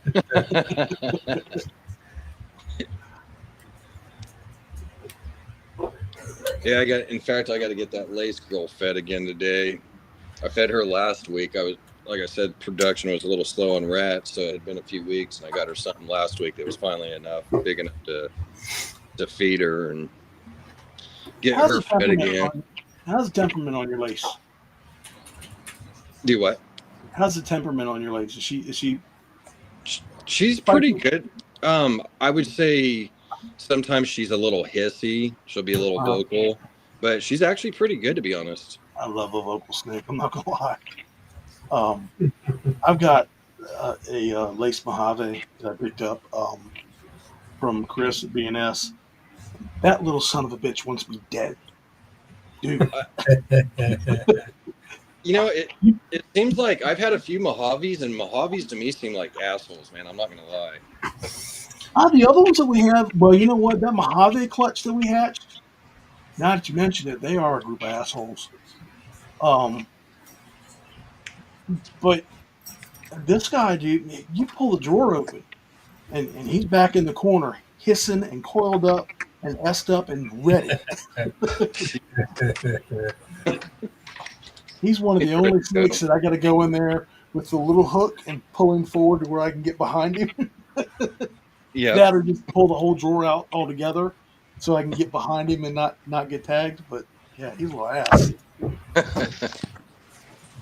Yeah, I think it's a Mojave thing or something. I'm not sure.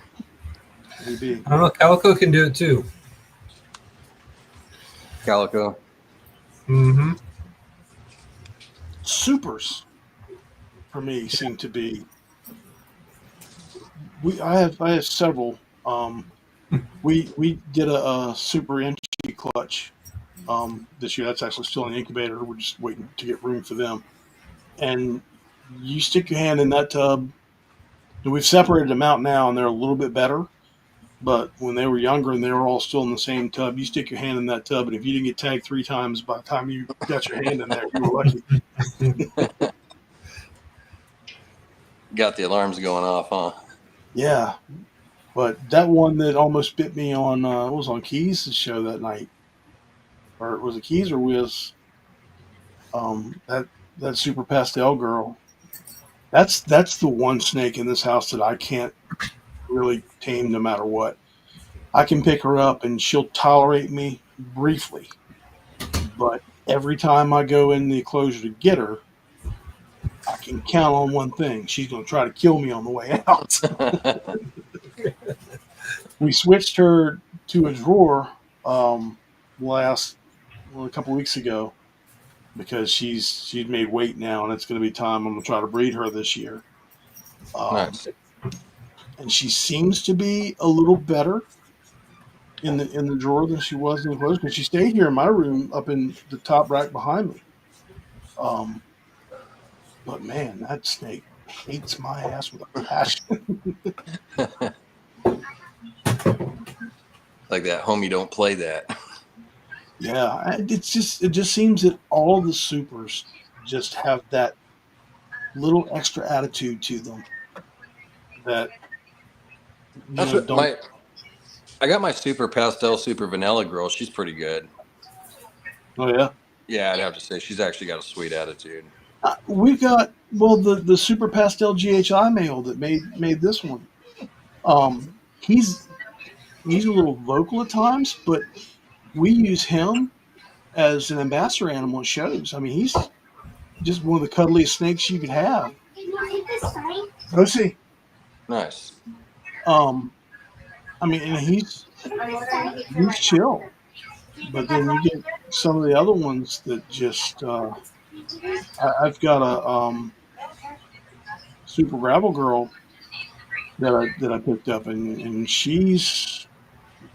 You want to pull the tub out slowly and be far enough away from the tub to judge what mood she's in before you put your hand in there.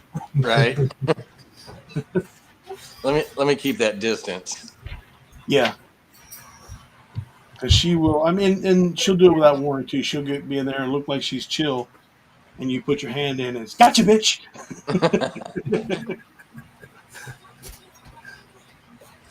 Yes, that's what's going to be weird for me. Because I got the rack set up, but I got my tubs with the lids on them. It's just one of the rack, like the wire one you get from Walmart or Lowe's.